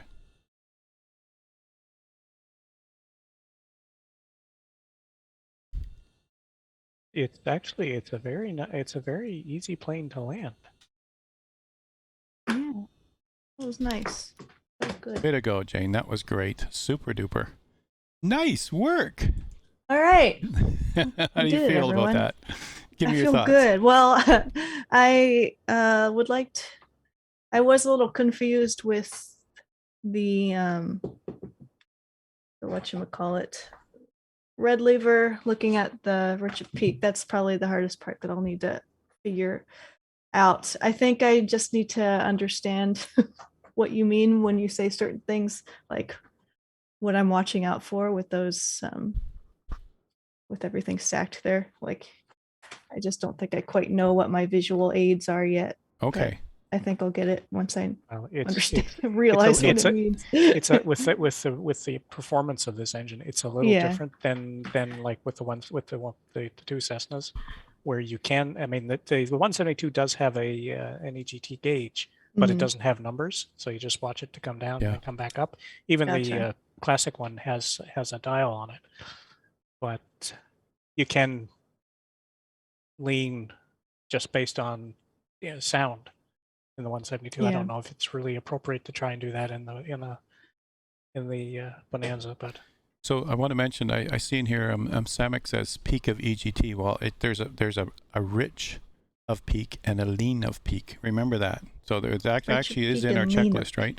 And we had to Yes. do it lean because we were doing normal cruise, not normal maximum cruise is cruise. lean right? and max power cruise is rich. Yeah, so we had to be careful which side of EGT peak we were on. All right, that's important. Let's have a look. Let's go take a look at some lessons. I'm sorry, Jane, we're in a bit of overtime here, and it was. I was intending for us to do some touch and goes at Arlington, but that didn't happen. It would have given you a better feel for how to get it down to the ground and back up again. And then when you came into pain, it would have been not your first time, right? So that's the idea behind it, but that didn't work out so well. I probably spent too much time on the lecture, which I do apologize. But it's a lot of Okay. interesting information, isn't it? Like this. Yeah. Isn't this fascinating? VLE, VFE, and VFE full. What does all this mean? Where would you find this information? In your POH, always. Well, Section that's a great answer. I 4, like that. I That's a think. stock answer for instructors too. They ask me a question. I think Section that's in your 4. POH. Yeah. Okay. So, did you know what those answers were? Where would you find those? One of them is max gear. I think that's the first one. Right. LE, right? FE is Help her out, Andrew, if you can. I don't remember. FE. Flaps extend. Flaps right? extend. FE. Now they Oh, should be flaps smaller extend, yes. capitals. I mean, if I did this right, but Yeah. V speed for flaps extend approach, flaps extend full. So we did that. Full. Remember, Yeah, we were yeah. first flap, then later on we were second flap to come in at 80. Yeah. So, whoops, I gave it Awesome. away. The 80 thing, right? First Landing notch. extension, flaps Yeah, extension. first notch Landing of gear flaps is just- extension, flap extension approach, flap extension full. All right, all these things are there. And you there's the notice actual that speeds. First flap and gear is the same speed, so you can drop them both at the same That's time. true, right? 154. Yeah, that's true. And so that would help your plane slow down right there. You're dropping gear, which now makes it, You know, the plane is not as streamlined anymore. You got lots of resistance there. You're putting first flap, more resistance. Your plane will definitely slow down. But that's interesting to know because there are people who will throw out flaps and throw out gear anytime they feel like slowing down. They could be going 250 knots. Let's just do that. And in the sim, unless we have structural damage on, we won't see any damage. But this is good to know. At what point can you extend the gear below 154, right? That's a good thing to know.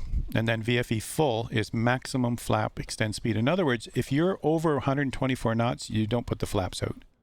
You're going to wreck them, all right? And you know, we're in the sim, right? Okay, explain, and maybe, Jane, you can decide which of these questions you're going to hand off to Andrew. Explain rich of peak and lean of peak. Andrew. She's like, right away, I'll take This is advantage the of that. I'll take that hint. Yeah. So, Andrew, explain rich of peak and lean of peak, and when would you use them?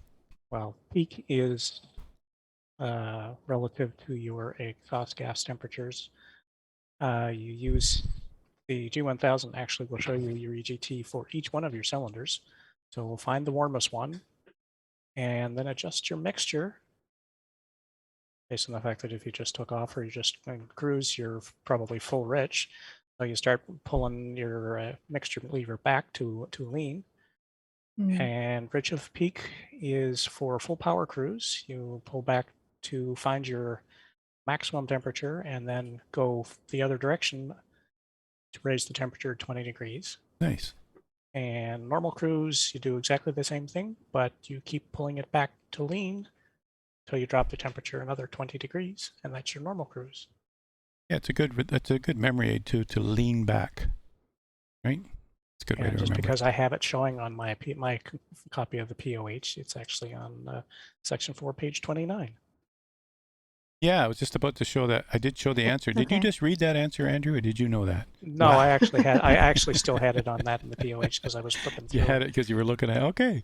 See, you guys, you wonder what Andrew does in the back of the plane every time. He's always there with the POH, ready with answers, you know? He's good like that. That's great, Andrew. Thanks. Great answer. Nice. So, Jane, what is manifold pressure and why does it matter? What is that thing? Well, you control it using the black lever, which I know that. And it's also the suction of the fuel or mixture of fuel and air to the engine, yeah. To the engine, yes. And that's how they measure it. That way you can tell. It's very precise. Actually, we found that we could actually do 23.1 right on. Like, ooh, that one was more precise than I found with the blue lever. Suction of fuel air intake valves. Now that's, this is more complex. I mean, intake valves, what's that, Howard? So we don't worry about that, everybody, but you'd learn more about that in a ground school for sure. Intake valves on the engines where it pulls in the fuel air mixture into the cylinder cavity before it ignites. Controlling more or less results in more fuel air or less to control the power of the engine. So that's similar to our throttle we've always used, right? The black lever. What's the blue lever on this plane and how do you use it? Andrew? Jane's waiting. He's like, Andrew, this one's yours. Explain that. It's your propeller pitch control. Perfect. More or less. That's exactly, that's a good bottom line. Propeller pitch control. Yeah. But what gauge do we read inside the plane?